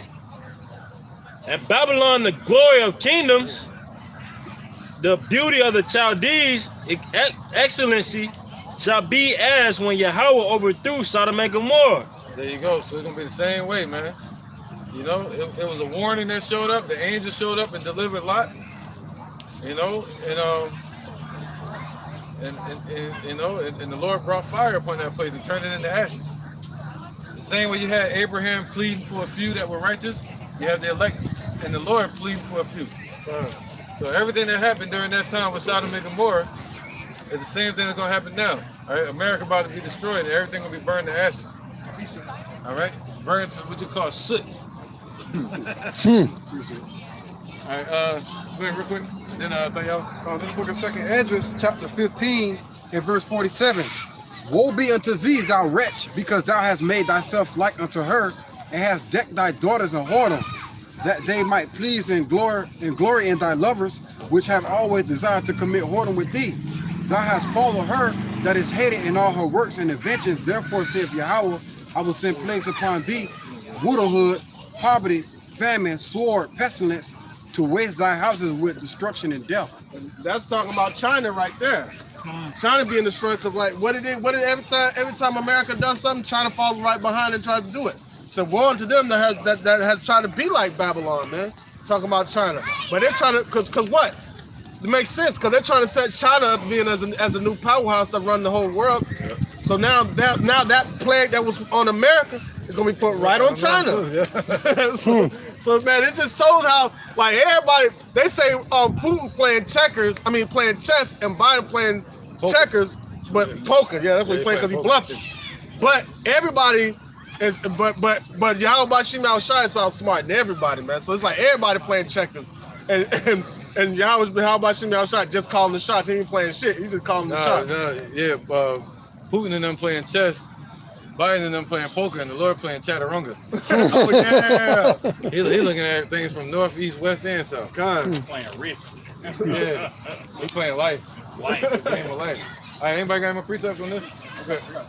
Okay, yeah, go ahead. In this Revelation chapter 18 and verse 9, and the kings of the earth who have committed fornication and lived deliciously with her shall bewail her and lament for her, when they shall see the smoke of her burning. Oh, go ahead. Y'all can speak on it. Yeah. So, Khan, that's just No, here you go. fit that description. Fit that scripture, Not bad. Khan. And this is Revelation chapter 8 and verse 11.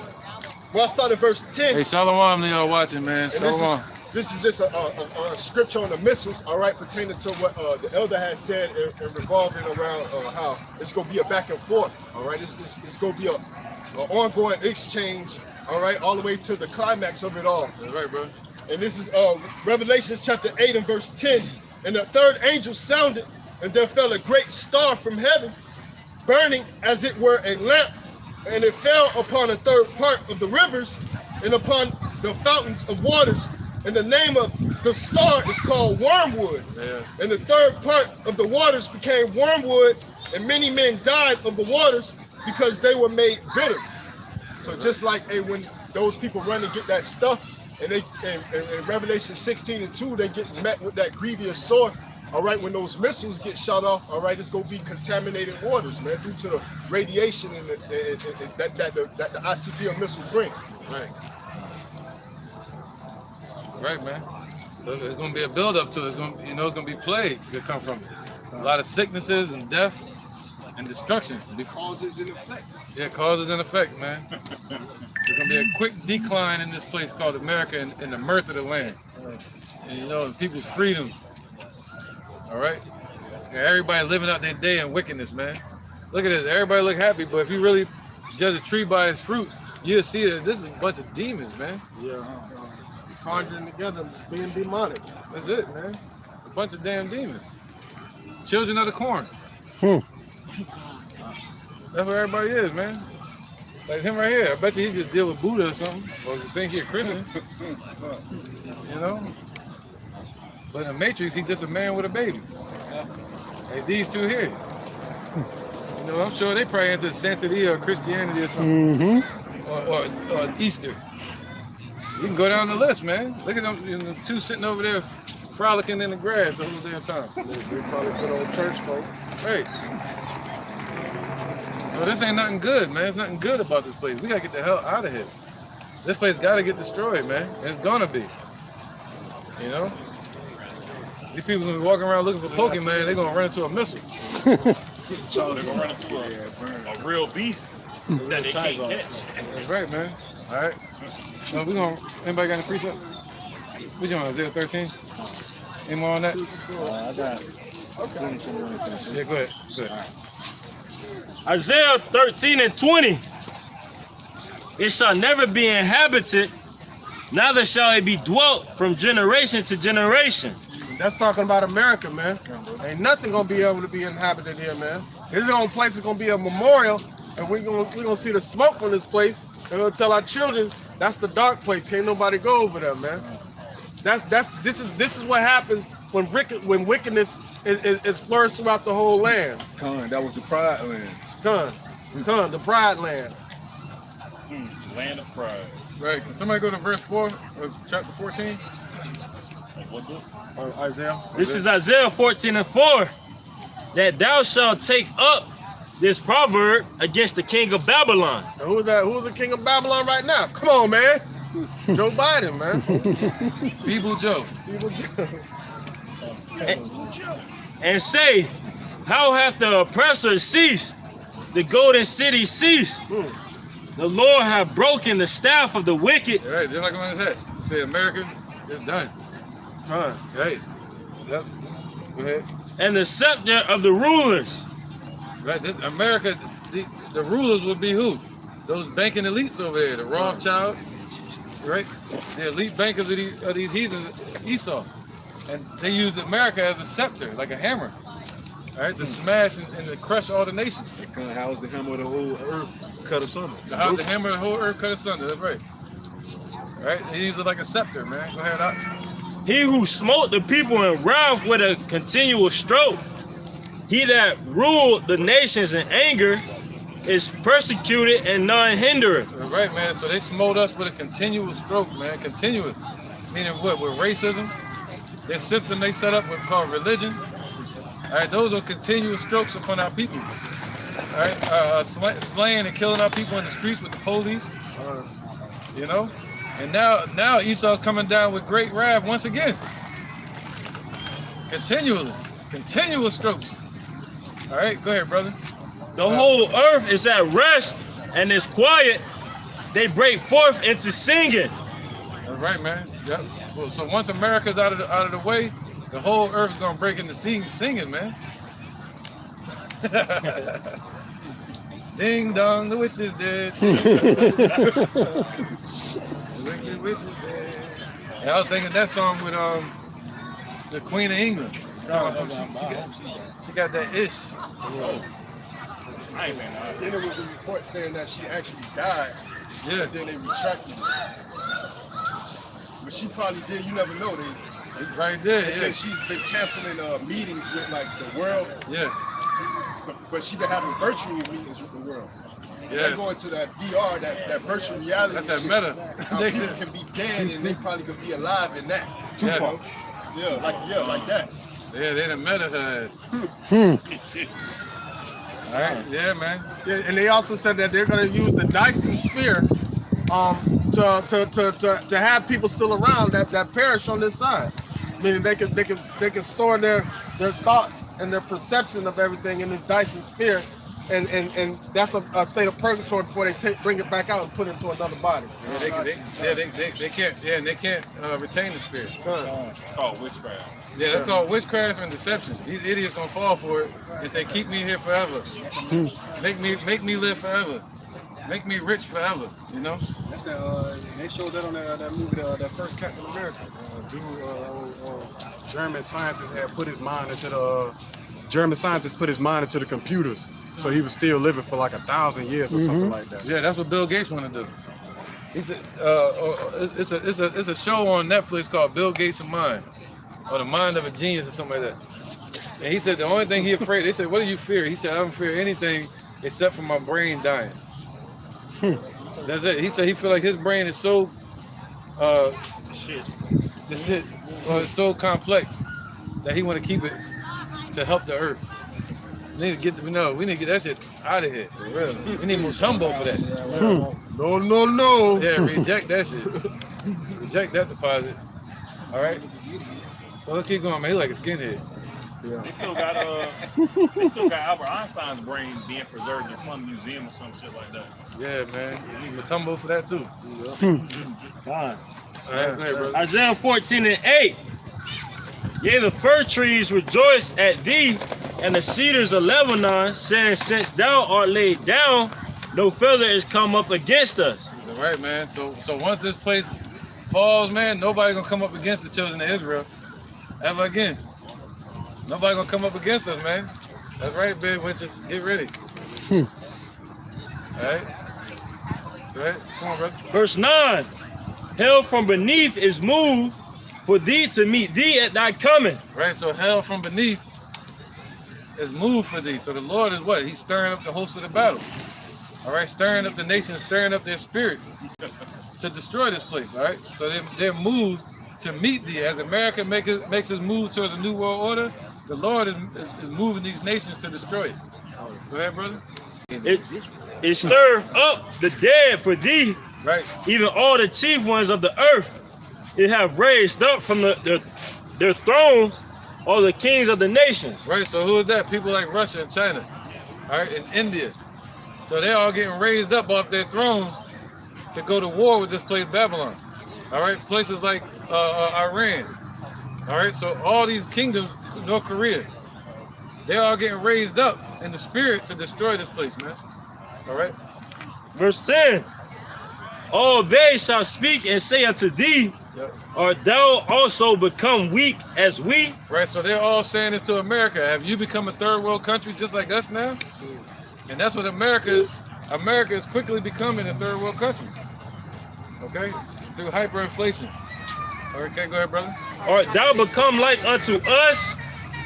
Thy pomp is brought down to the grave. Right, their riches and wealth is brought down to the grave, man. And the culture of this place, the mirth of the land.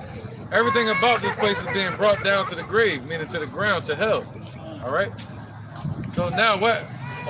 Overseas, you'll see missiles flying and everything blown up, but not over here.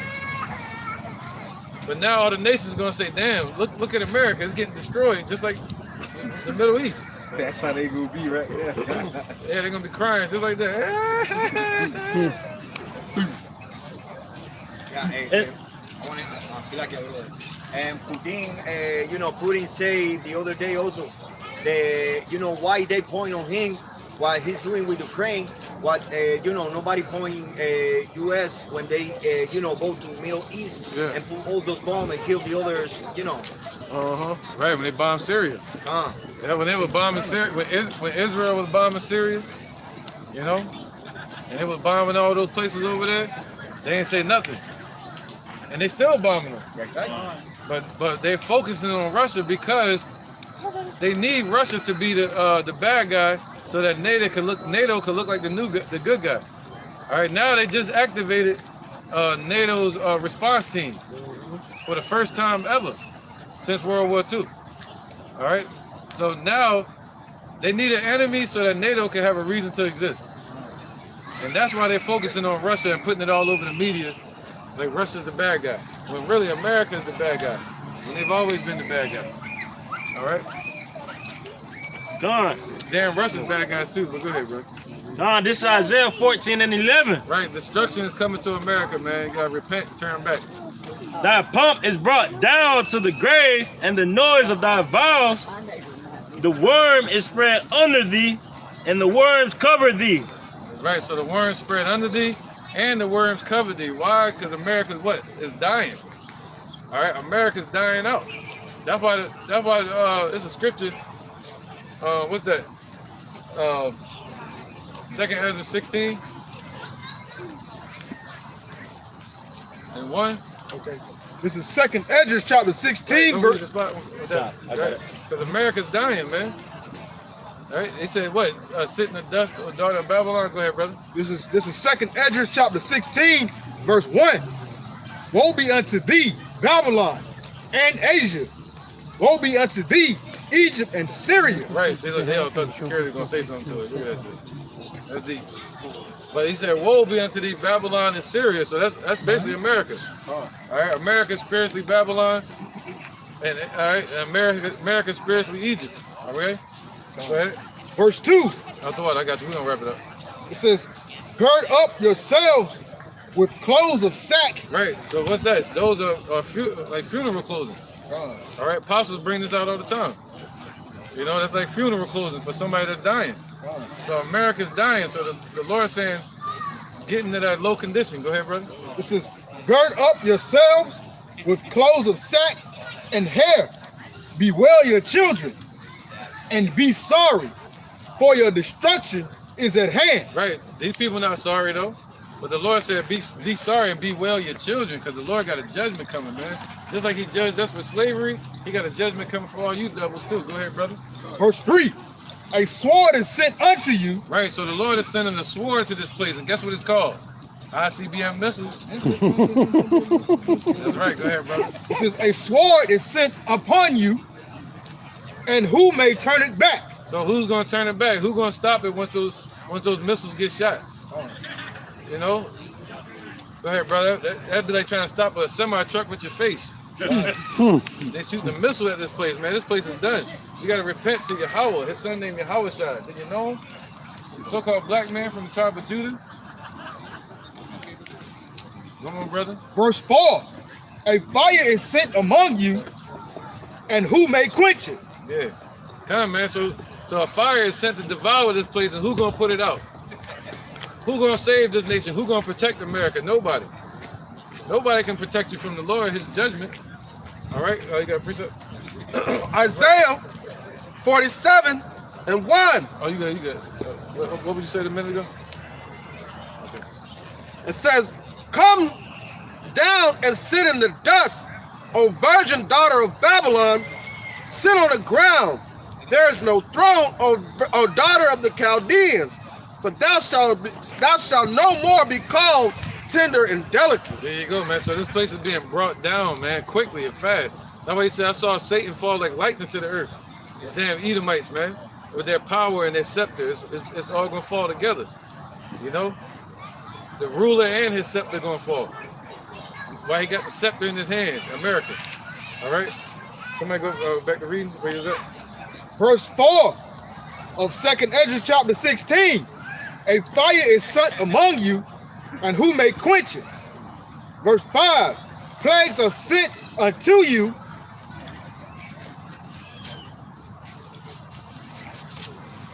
What is he that may drive them away? That's right. So we just ended there, you know, the arrow and all that, but go ahead, brother. This is back in Isaiah 14 and 12. Right, so worms cover what? Dead things. All right, go ahead, brother. So America's dead, man. How art thou fallen from heaven, O Lucifer? Oh, go back to that verse. 11. The worms there. Gone. Isaiah 14 and 11. That pomp is brought down to the grave, and the noise of thy vows. The worm is spread under thee, and the worms cover thee. There you go, man. So the worms are spread under thee, and the worms cover thee. You know, because America's dead. It was circling the drain, now it's dead. All right. Go ahead. Verse 12. How art thou fallen from heaven, O Lucifer, son of the morning? How art thou cut down to the ground? Right, Esau and also America, all right? Because America is the beacon, or what you would call the Ur of the Chaldees today, all right? So that's America. But it's also talking about these elites, which represent what you call the Illuminati. All right, go ahead. Which didst weaken the nations. Right, so America weakened the nations, and Esau weakened the nations, but they used America to weaken the nations. All right, go ahead. Verse 13. But thou hast said in thine heart, I will ascend into heaven. I will exalt my throne above the stars of Yahawah. I will sit also upon the mountain of the congregation in the sides of the north. Yeah, go ahead. I will ascend above the heights of the clouds. I will be like the Most High. Right, no other nation really doing that. Esau is the only nation that's doing that, you know? All right, go ahead, Abracah. Think you read something? Oh, I had a precept. Oh, you got a precept? Go ahead, my bad. Jeremiah. Isaiah 14. This is Jeremiah 51 and 7. Babylon have been a golden cup in the Lord Yahweh's hand that made all the earth drunken. The nations have drunken of her wine, therefore the nations are mad. You know, just laying backing off the elder, man, as you were saying, that Babylon has basically been going around spreading all this demonocracy, man. Spreading all this wickedness, spreading all this chaos, the witchcraft, you know. And therefore the nations, when you go into that word mad, they were foolish, man, by going along with it, you know. So therefore, as you see now, the nations are rising up. Why? Because they're coming with the Lord Yahawah is exposing Esau, man. Lifting up that skirt of America, man. Exposing all their wickedness, you know. Right, man. So that's it on that point too. If anything, we can get Jeremiah 50. But we might go ahead and wrap it up on that point. Let's see, Jeremiah 50. Where's the point at? What's the point? So parade around the Babylon, around the Babylon. 14. Yeah, go ahead. yeah. Right there. You want to hit it? It's Jeremiah chapter 50, verse 14. Put yourselves in array against Babylon round about. All ye that bend the bow, shoot at her. Spare no arrows. Oh, it's not out. It's just for she hath sinned against the Lord. Yeah, that's right, man. So hey, so the Lord getting all these nations to go against Babylon round about and to shoot at her, man. All right, so we're gonna end it there because our battery's going out, of course. But we're gonna end it there, and that's it, man. Pay attention to the prophecies, watch and pray. All right. We're gonna say Ka, Aliyah, La, Yahawah, Ba'ashem, Yahushai, Ba'ashem, Ha, Rakah, Kodash, Ma'amah. All right, double honor to the elder apostles, the GMS and the elders, and shalom to you, Akim and Akwat, and the children that believe in sincerity and truth around the four corners of the earth. Shalom. Shalom. Let me see if I can see if it's still on, I think. Hey, hold on. I think. Hey, how you? Hold on 1 second. Hey, you know they just came over the building, so you can't say yeah, this don't say game. That building, next building, next building, after that.